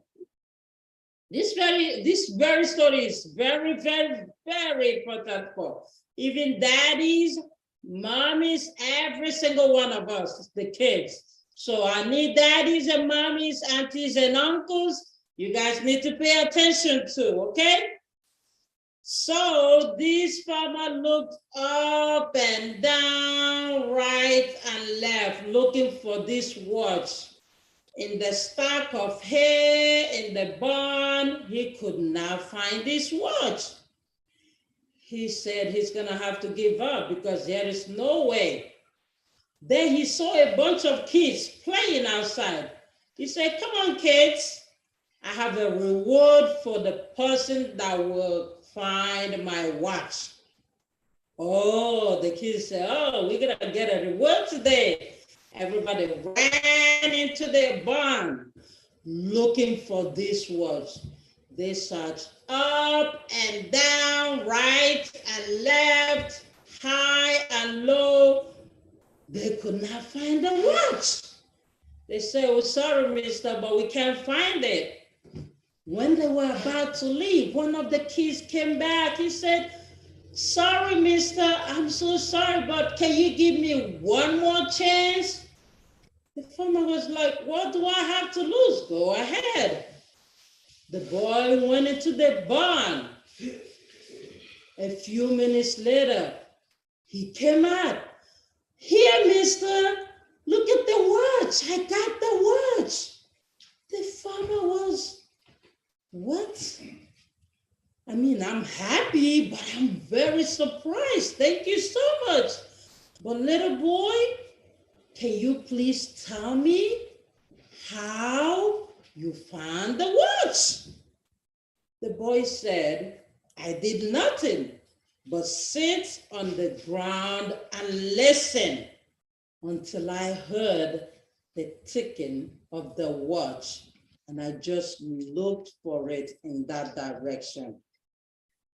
What is the moral of this story? A peaceful mind can think better than a worked up mind. You can just give yourself 5 minutes every day to just have peace and quiet all by yourself. Even kids, you guys could practice this. I know it's very difficult for kids to be quiet. Even when they're sleeping, there's still something worked up mind. But you guys can practice this every single day. Devote 5 minutes of peace and quiet just to yourself, and you will see how far it can take you. It can even lead you closer to God, because God is a peaceful person. God loves peace and quiet. You will be surprised that you will hear when God is talking to you if there is peace and quiet all over. Okay? So like I said, daddies and mommy, this is for us too. 5 minutes, that's all we need for peace of the mind every single day, okay? So now, who's going to tell me, the Hero family, one of you, what they learned from this lesson? Being that I can't see any more of my kids on the screen, so you guys are on the spot. What did you learn from the lesson, Bennett?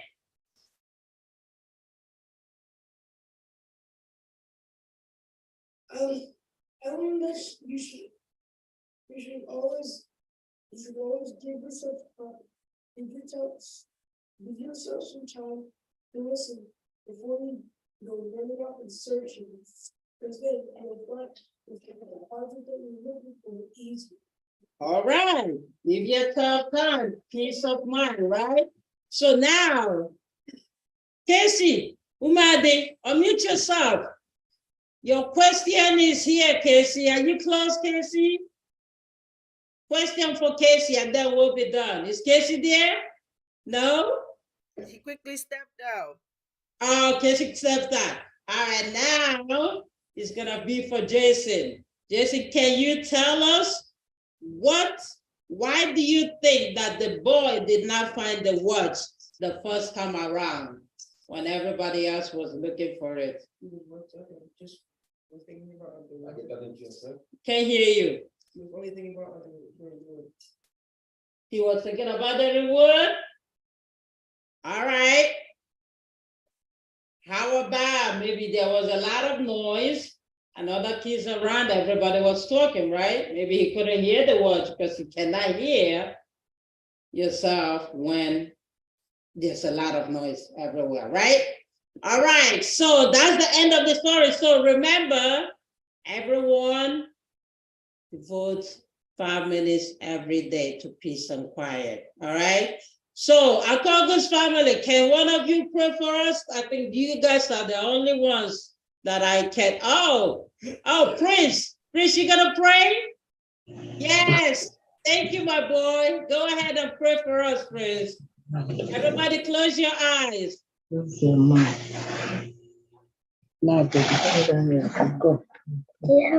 Father, thank you for a day. Thank you for making me. Thank you for making mommy. Thank you for making daddy. Thank you for making everything. And thank you for making animals. Thank you for making everything in me. Thank you for making some. Thank you for making health. Thank you for making. Thank you for making the food I will eat, and yes, I am praying. Amen. Amen. Thank you so much. Have a happy Sabbath, boys and girls. Happy Sabbath. Happy Sabbath. Happy Sabbath, church. Now, this is time for tithe and offering. This is now that we return that way the Lord has blessed us with. I don't think we're able to see our Zelle number today, but we all know where to Zelle the money if you have to. The church account and the Zelle number. If you have anything, Thanksgiving offering, your tithe and offering,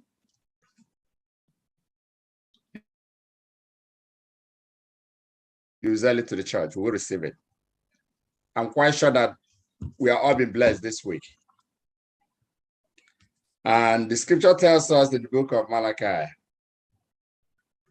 3:10, he says, bring all the tithes into the storehouse so that there will be enough food in my temple. If you do, says the Lord of hosts, I will open the windows of heaven for you. I will pour out blessings so great you won't have enough room to take it. Put me to the test, says the Lord. Amen. The Lord is asking us that we should put him to the test, that whatever that we give will be used in furtherance of his work. So, brothers and sisters, this is time for you to contribute to the church. You know that we still have a project going on in the church. Right now, we're doing some renovations. We are changing from oil to electricity. And we are also changing our baptistry and other repairs that we're doing in the church. All this needs money. It needs your support. So we ask that you dip deeper into your pocket and support the church. And God will greatly bless you for doing so. So I will give an opportunity for people to write their checks and do what they need to do. And be singing, give the message of the Lord wings. Wings, give the message of the Lord wings. Wings, give the message of the Lord wings. And let it fly, fly, fly. Amen. Shall we pray? Oh God, our Heavenly Father, I want to thank you mightily this morning. I want to thank you for another wonderful opportunity where your children have gathered before you today. You say where two or more are gathered that you are there. Despite the fact that we are in individual homes, but we also know that you're with us. We thank you for giving us this opportunity. We ask that you bless us, all those who have given, and many that have not. Whichever way you bless them, continue to bless us so that we give more. This is our hope, Lord, that we want to do your work, but we can't do it without putting up funds to do it. Bless us with those funds so that we'll be able to get that message out. Even we might not be able to do it physically, but our money can help out and get there where we cannot reach, so that your good news will be able to reach everyone, so that that day shall come when you come in a class of heaven, and all of us, including all our well-wishers and all our friends, will be acceptable by thee. May this be our hope. May this be our prayer. In the mighty name of Jesus, we ask. Shall we say amen? Amen. Amen.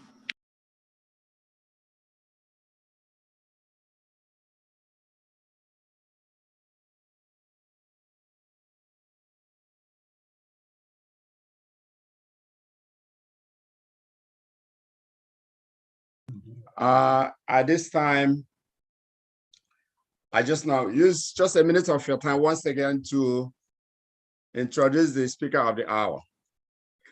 And this is someone that is quite known to all of us. This is also someone that you cannot say the name FirstIgbo without him being part of it. In other words, he is one of the pioneers of this church. He's someone that we know too well, one of our elders, sound elders, that has been in this church since the beginning. And today he will be speaking to us. He's passing the message that the Lord has blessed him with. And I ask that you give our elder your undivided attention. Our elder did not ask me to say anything. I didn't even ask him, because someone that I know too well. Our elder is someone that loves the Lord. I can tell you that. Our elder is also someone with one wife, our own sister, Nkwa Chebere.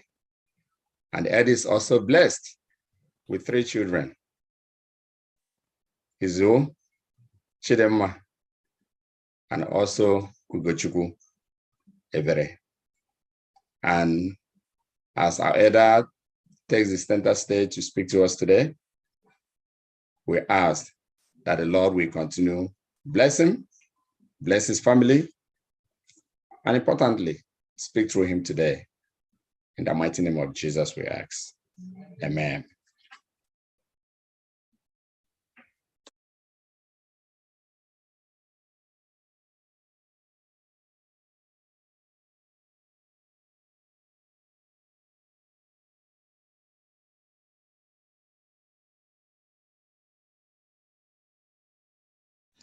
Unmute yourself. Yeah.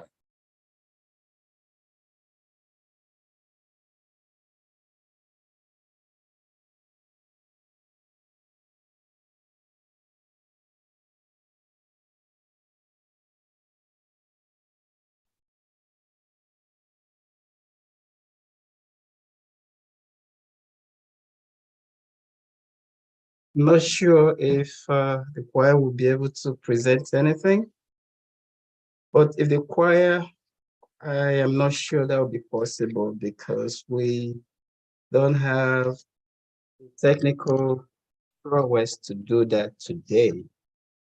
And so I'm just going to go ahead and welcome you again to our divine service. It looks a little strange that once again we are worshiping from home and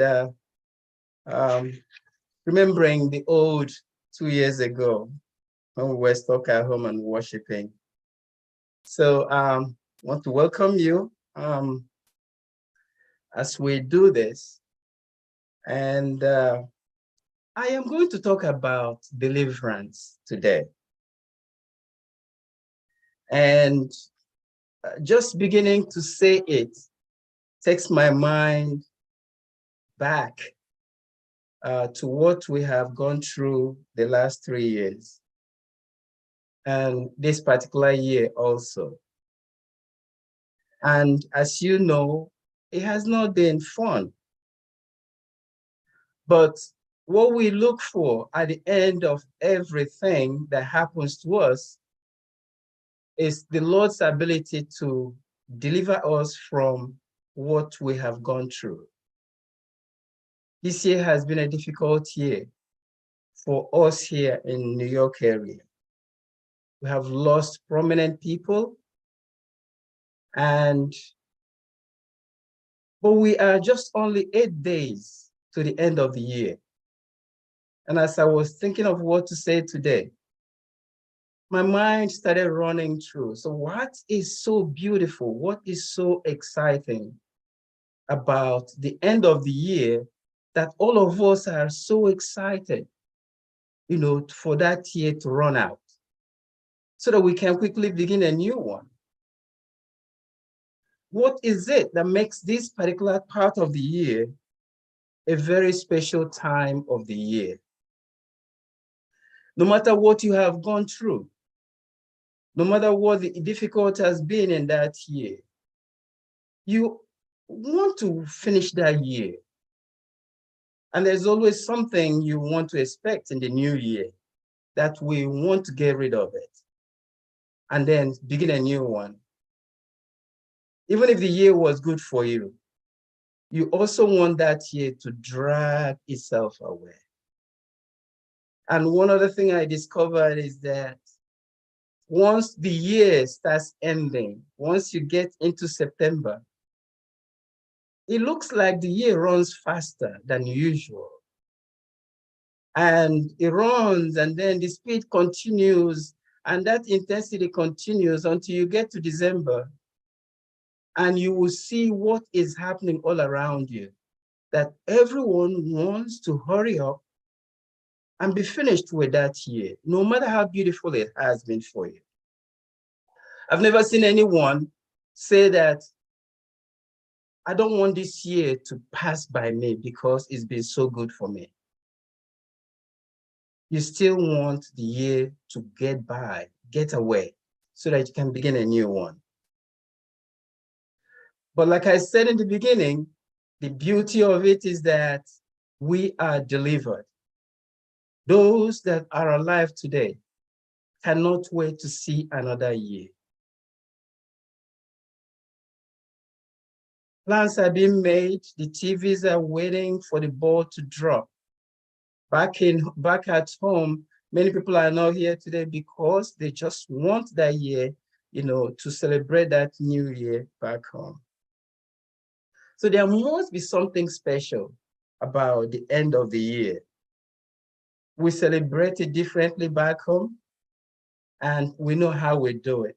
But here, it's even more amplified here because you will see people in just 8 days, you will see them in the cold, waiting for the ball to drop. And I'm thinking deeply, and I just can't find, the significance of all of this. When I was young, because of all the noise about the new year, I continue thinking that I'll wake up and see a blue-colored or yellow-colored year, something different completely.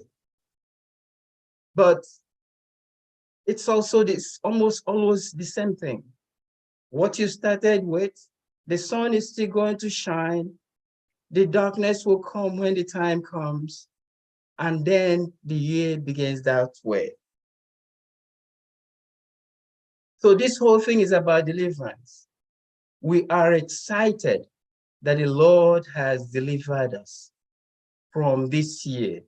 We are alive. We are in the land of the living, and we are excited about it. And that's all I can think about what's going on in the minds of people. And this year, like I said, is called the best part of the year. No matter what you think, no matter what you do, I'm not even going to go into gifts. I'm not going to go into, so many things that are exchanged during this part of the year. The children of Israel, when they were in Egypt, Pharaoh had Joseph, taking, half of the kingdom, controlling it. Joseph was everything. Joseph actually made the economy of that country boisterous and made it, so big because the Lord used him in a very special way. Maybe this is time for us to say a special prayer before we continue. Our Lord, we want to invite you now as we open your words. Come and guide me and speak through me. Take glory for all things, O Lord, because we have prayed in Jesus' name. Genesis chapter 41, verses 40 to 43, tells us of how neatly Joseph was prepared and how the Pharaoh actually gave everything into Joseph's hands and he controlled them. But if you go a few more chapters and you get to Exodus chapter 1, verse 8, now tells you that a Pharaoh who did not know Joseph came into the scene. And I'm just thinking, how could it be that a new Pharaoh came in and this time he doesn't know Joseph? After all that Joseph has done in that kingdom, what kind of knowing is it? Is it just intellectual knowing? Intellectual knowledge of who Joseph was? Or this was just a slip of memory? What was it that they did not know about Joseph after he's done so much in that kingdom? But all you can know here, find out here, is that this was just relational.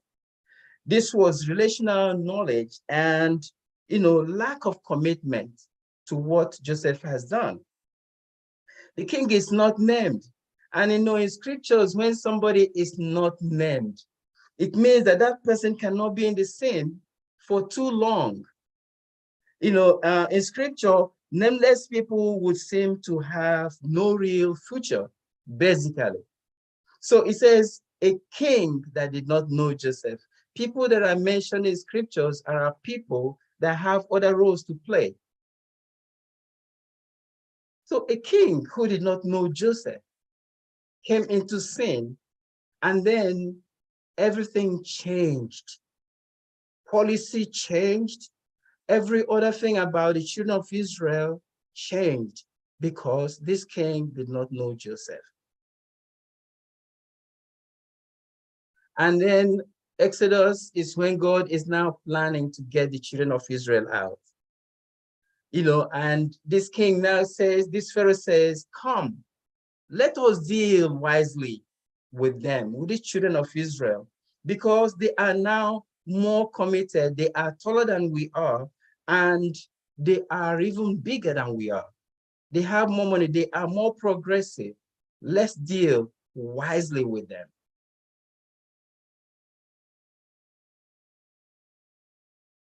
So, and this is at the time Moses was born, and Moses ended up in Pharaoh's house.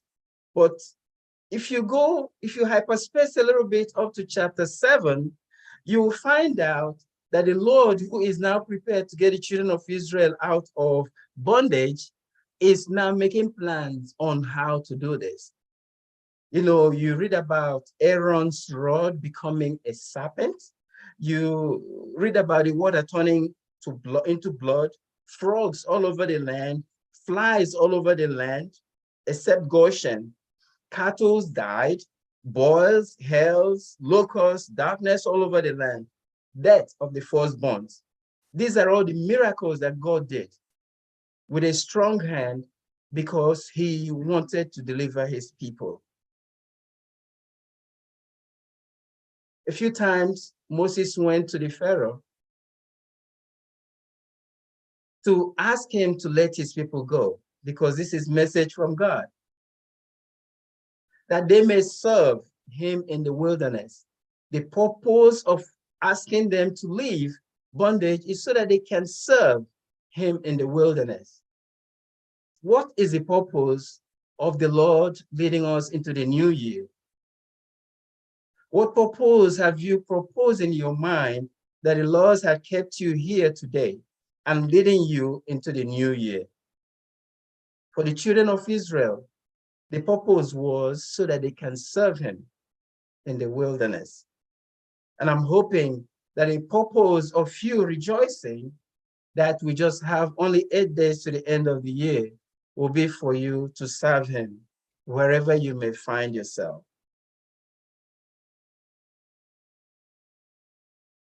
There's one other thing we find in Exodus chapter 12, verses 1 and 2. The Lord spoke to Moses and Aaron in the land of Egypt, saying, "This month will be unto you the beginning of months. It shall be the first month of the year to you." I don't care what month it is.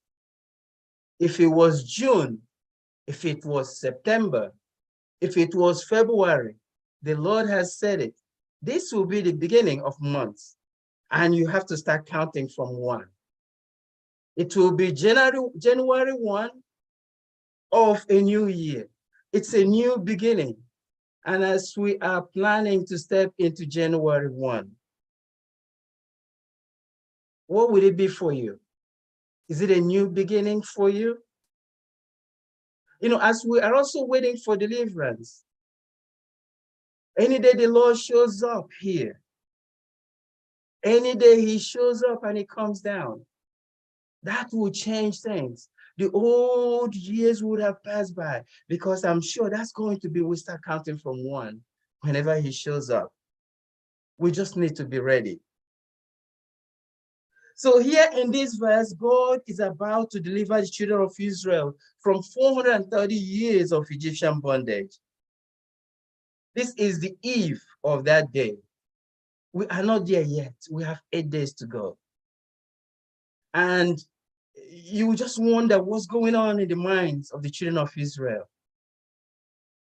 This is the eve of this new year, because the Lord has told them you're going to start counting from 1.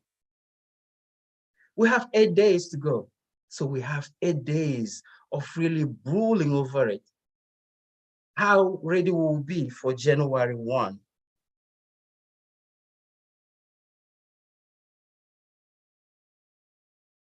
So the Lord is instituting a new era through Moses and Aaron.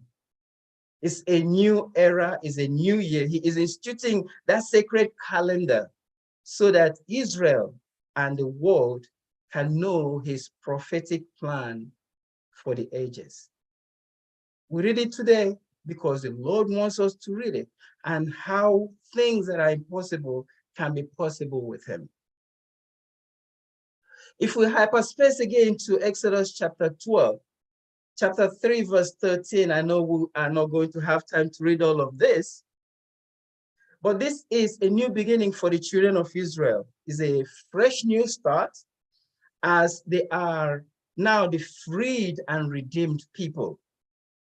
They are on this threshold of stepping over into a destiny and also a purpose, with God orchestrating this movement with a great demonstration of his power, here they are about to step over into something new. Next year is prophesied to be a year of destiny. We too can step into that new year that is coming into something new, a brand new beginning in Jesus. A fresh new start in one's life is a brand new day to begin anew, trusting God every step of the way. When they are on the threshold of this departure, Jesus Rapha showed up and healed all of them. And there was not one that was feeble, sick, or afflicted among their tribes. And I wonder about that every single time. Because we have very elderly people today. We also have very sick people amongst us. How did God do that? And anytime I look at that, watch the video or this movie of them exiting Israel with their flock of cow and sheep, and I see the elderly ones walking like they were younger people. The Lord strengthened their limbs and then made their bones stronger. And the scriptures is telling us there was not one feeble. And then crossing that river as the Lord parted the ocean. How did the elderly ones do it? The Lord also strengthened them. And my prayer today is that the Lord strengthens us as we plan to join the new year. That the feebleness and the sickness, the things that dissuade us, the things that pull us back, that the Lord will take them away from us and give us the strength of younger people. So even the old patriarchs and matriarchs among the group came out healthy and wealthy. Even the middle-aged, young and infants did not come out weak, sick, or broke. They left all the bad omens and misfortunes back in Egypt. They came out burden-free, worry-free, and also debt-free. They left everything back in Egypt.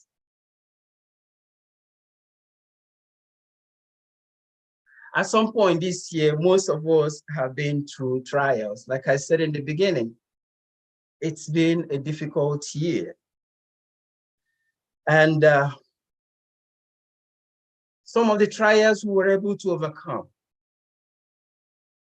However, there are still some of us who have trials, even as we count just 8 days to the end of this year. But I am here to tell you today that no matter what you have, no matter the baggage you have, all through this past year, all you need to do is to cry out, because we still have 8 days. Cry out to the Lord, because the Lord is still able and he is still in the business of answering prayers. Cry out today to the Lord and believe that he can deliver you out of this situation.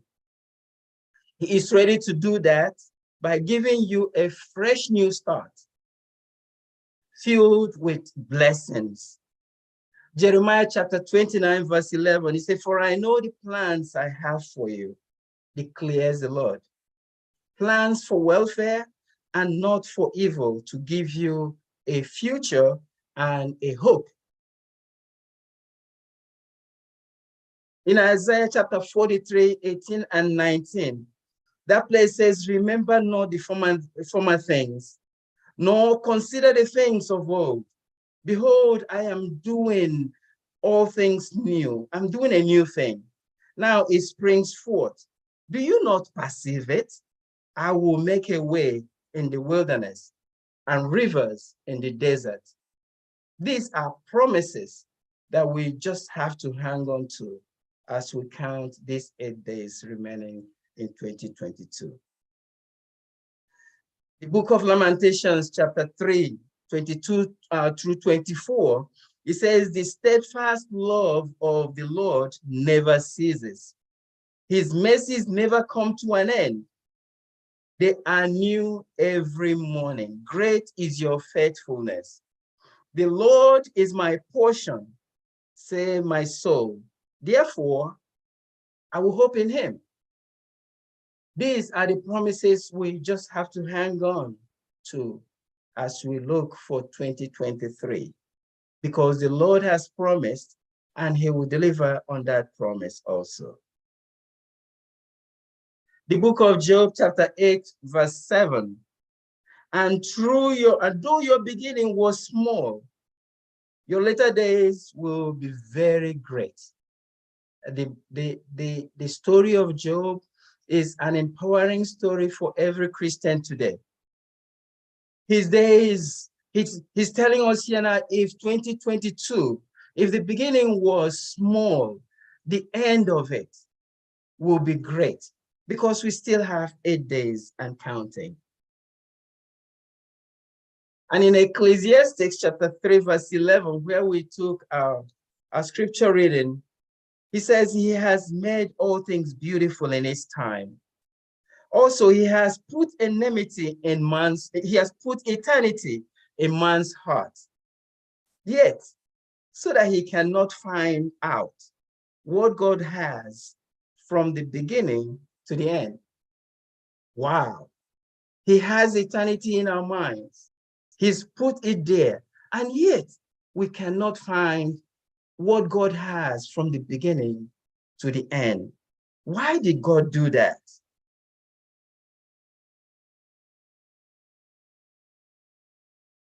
And if I read that portion again in the New Living Translation, it says, "Yet God has made everything beautiful for its own time.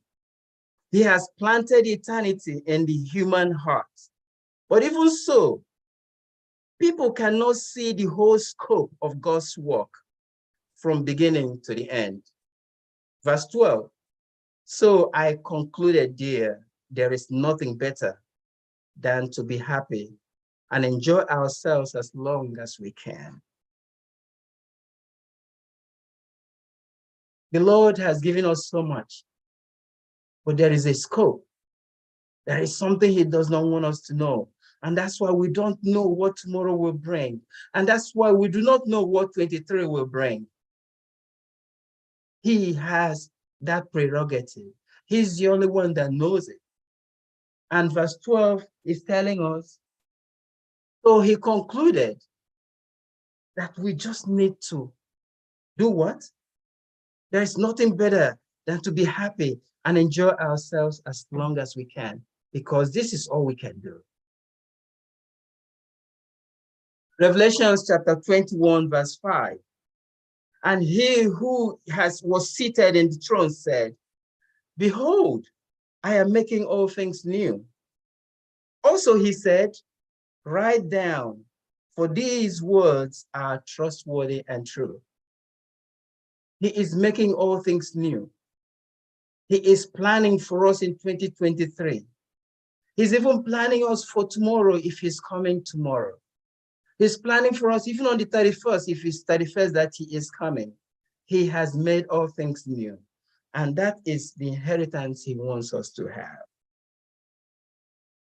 So let me tell you something. This year is still not over yet. There is still room for us to change our lives. There is still room for us to do things differently. There is still room for us to refocus. You can step over into the new year, leaving behind all those problems that we have. 8 more days just left to the end of 2022. And as has been announced already, we are planning our end of year service next Saturday from 6 p.m. And I just want to extend the invitation again to you, asking you to be part of that event. Let's spend time together. Let's spend time listening to the words of the Lord. Let's spend this year, let's end it that way as we also envision what the Lord will do for us in 2023.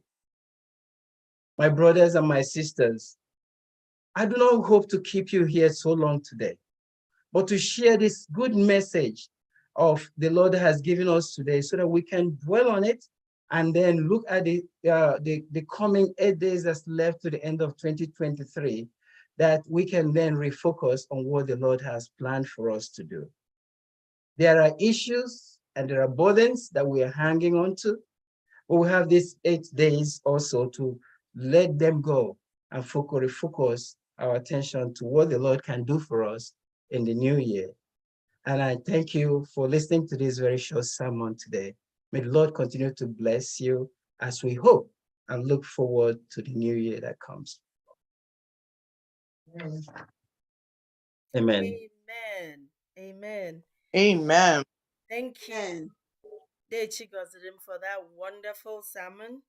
It's 8 days left, but we can just focus and be happy that God is in control.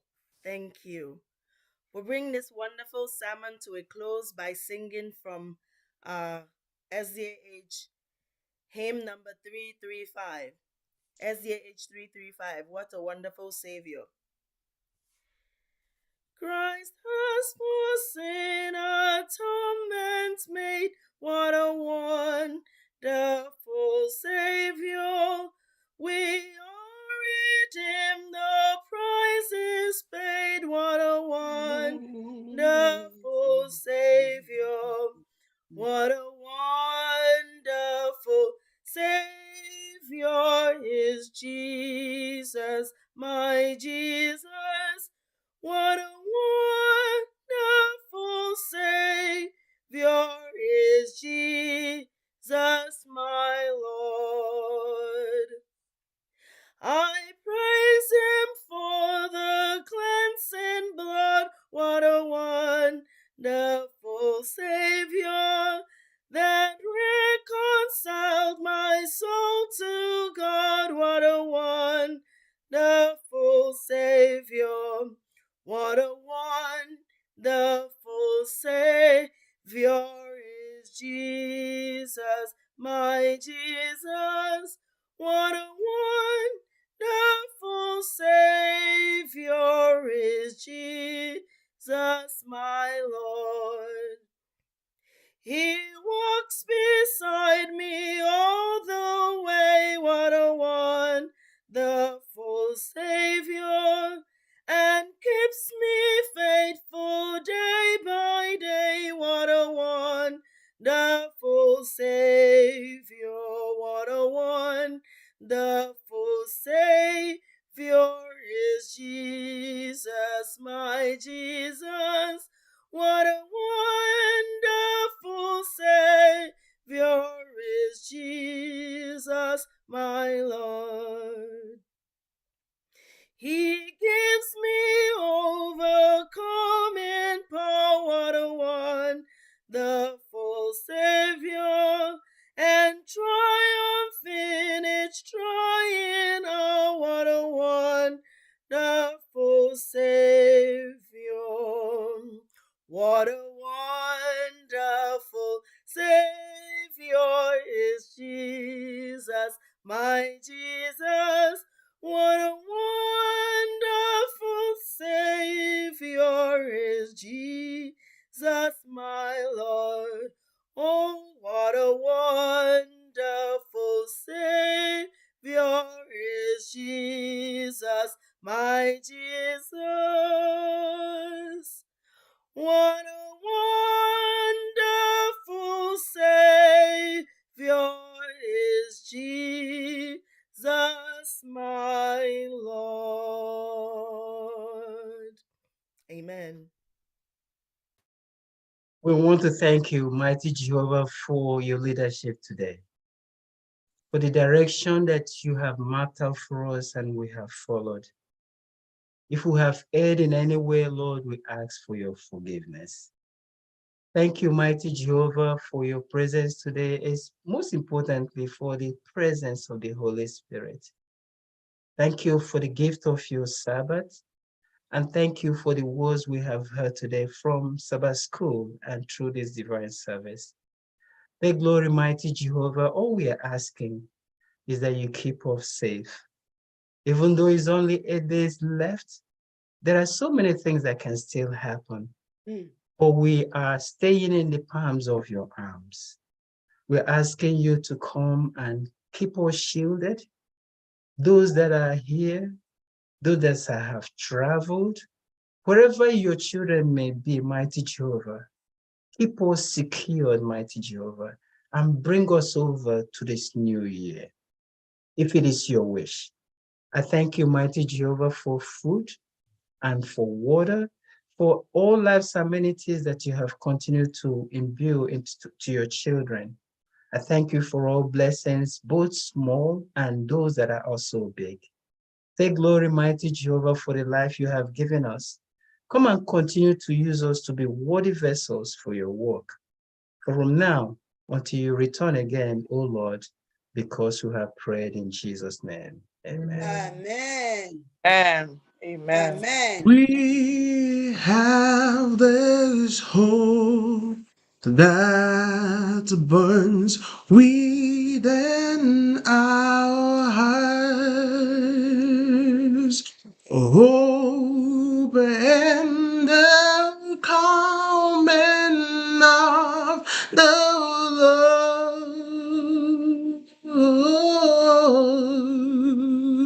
We have this faith that Christ alone empowers,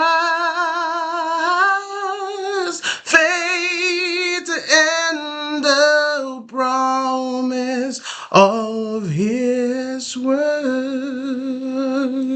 We believe the time is here when the nations far and near shall awake and shout and sing, how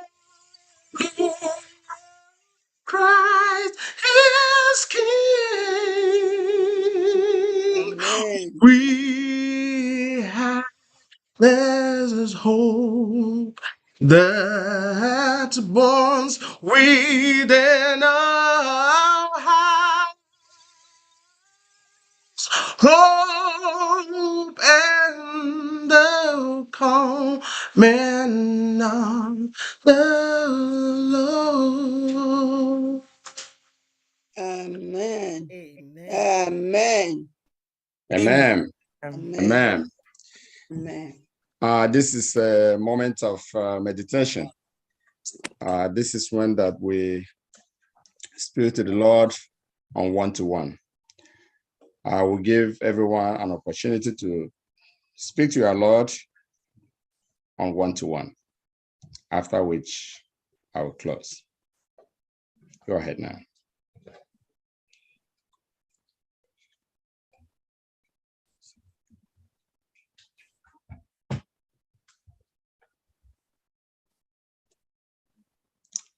Amen. Oh Lord, our gracious Father, the children have gathered, and our children are about to leave now. We are not departing from you. Father, we ask that you continue to bless each and every one of us. You continue to do that which we cannot do for ourselves. We thank you for your message today. We have only 8 days to go for this year. But as this 8 days goes by, may we start thinking about being on the right side of you. May we all try to be among those that will be vindicated in the last days. May you continue to guide us, lead us to the truth, as we continue to wait for your second coming. And on that day when you shall come, may we all be accepted in thee. This is our prayer, and this is our hope as we depart now. In the mighty name of Jesus, we ask. Amen. Amen. Amen. Amen. Amen. Open up your Zoom. You can greet all. Say hi to everyone. Give you a few minutes to do that. Happy Sabbath, everyone. Happy Sabbath. Have a wonderful. Lord bless you all. Amen. Have a Happy wonderful. Sabbath. Happy Sabbath. Amen. God bless everybody. Amen. Happy Sabbath to everyone. Amen. Sister Ojatu. Nana, happy Sabbath. Happy Sabbath. Happy Sabbath to everyone. Thank you for your message today, Happy sir. Sabbath. Thank you. Thank you for your ministry all wide. Thank you, ma. Thank you. You And always. special thanks to all our visitors as well. Amen. Those that we might not be seeing, we say happy Thank Thanksgiving. you for teaching that lesson. Matthew the 2nd. We enjoyed that lesson today. God bless you. Next time we'll be expecting you to come. Yes. That's beautiful. It was beautiful. Thank you. Thank you all. God bless you all. None come out. Happy Sabbath. Happy Sabbath, my dear. Sabbath. Happy Sabbath. I'm muted now. Victor, happy Oh, Sabbath. how now? No problem, sir. Yes, sir. Happy Sabbath, everyone. Happy Sabbath. Hello. Happy Sabbath. Happy Sabbath. Happy Sabbath. Happy Sabbath. Happy Sabbath. Madam Cecilia, Mama. Happy Sabbath, Madam. I'm getting them already. Happy Sabbath. Happy Sabbath. Chica, happy Sabbath. Happy Sabbath, Sister Baby. Happy Sabbath. Happy Sabbath, Brother Sylvester. Happy Sabbath. You're welcome, sir. They were. Happy Sabbath, everyone. Happy Sabbath. How are you? Happy Sabbath. Andy, happy Sabbath. Happy Sabbath. Happy Sabbath. Before you move. All right. God bless you. Yes, Sule. Happy Sabbath, sir. Hey, Nelson, happy Sabbath. Happy Sabbath. Yes, sir. I wish you all of God's blessings. Amen. We will talk. Amen. No problem, sir. No. Yes, sir. And Matthew, will there be closing service by 6 p.m.? No. I'll find out from the pastor. Okay. You better find the elder. Because the ministry people are waiting for you. We see. Happy Sabbath. Very, very. Happy Sabbath. How are you? How are you? I'm good. Brother.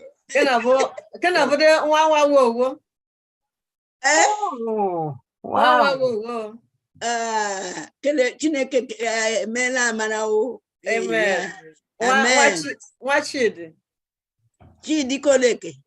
Opera. Hey. Thank God. Welcome. He says welcome.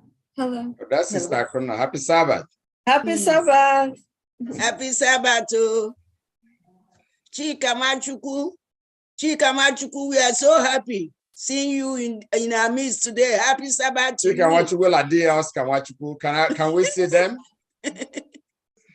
Sister Beatrice, happy Sabbath. I'm happy Mama. to you. Sabbath to everybody. To everybody. Mama, happy Sabbath, man. Happy Sabbath. No. Neria, you are welcome. Happy Sabbath. Yes, is there. Ula Kumokocha, you are welcome. Happy Sabbath to you. Okay. I think my mother took over the welcome part. That's okay. That's okay. That's fine. All of us are doing it. The Grihan Ezekiel, happy Sabbath. The beautiful singer. Exactly. Happy Sabbath. God bless your ministry. Wonderful voice. Happy Sabbath. Happy Wonderful Sabbath. Thank voices. you. Happy Sabbath, everyone. Happy Sabbath. That's Happy right. Sabbath. Thank you, people. Thank you for making the service so splendorous. Amen. Amen. Amen. Amen. And a happy Sabbath to the fortune and the success. We see them on the screen. Yes. Happy Sabbath to everyone. Yeah, why am I just show you Sabbath school boy, you are junior brother. Yes, they are my junior brother. Yeah, brother, you know Matthew. Oh, the same moment. Lawyer. Frare.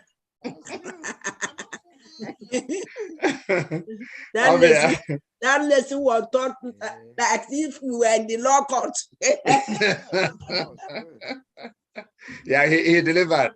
So it was good. It was good. It was good. That was great. Okay. They didn't pay us. Happy Sabbath to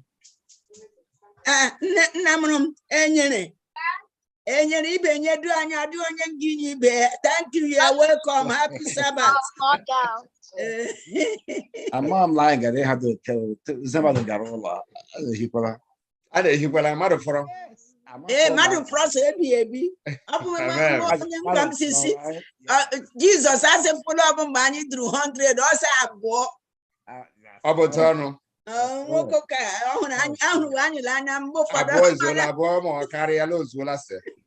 With us. And he has been here from the get-go since morning. We thank God. Thank God. That was warm. That was nice. Amen. Amen. Well,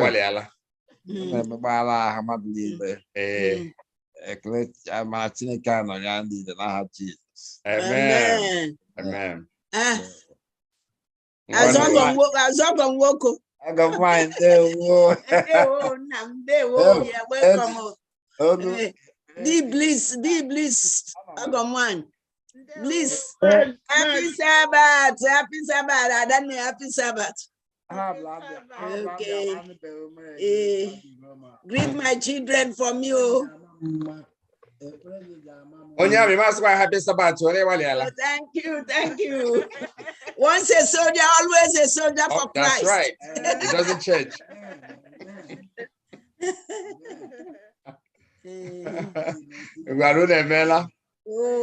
Yeah, let's continue to be on the side of the Lord. Amen. Amen.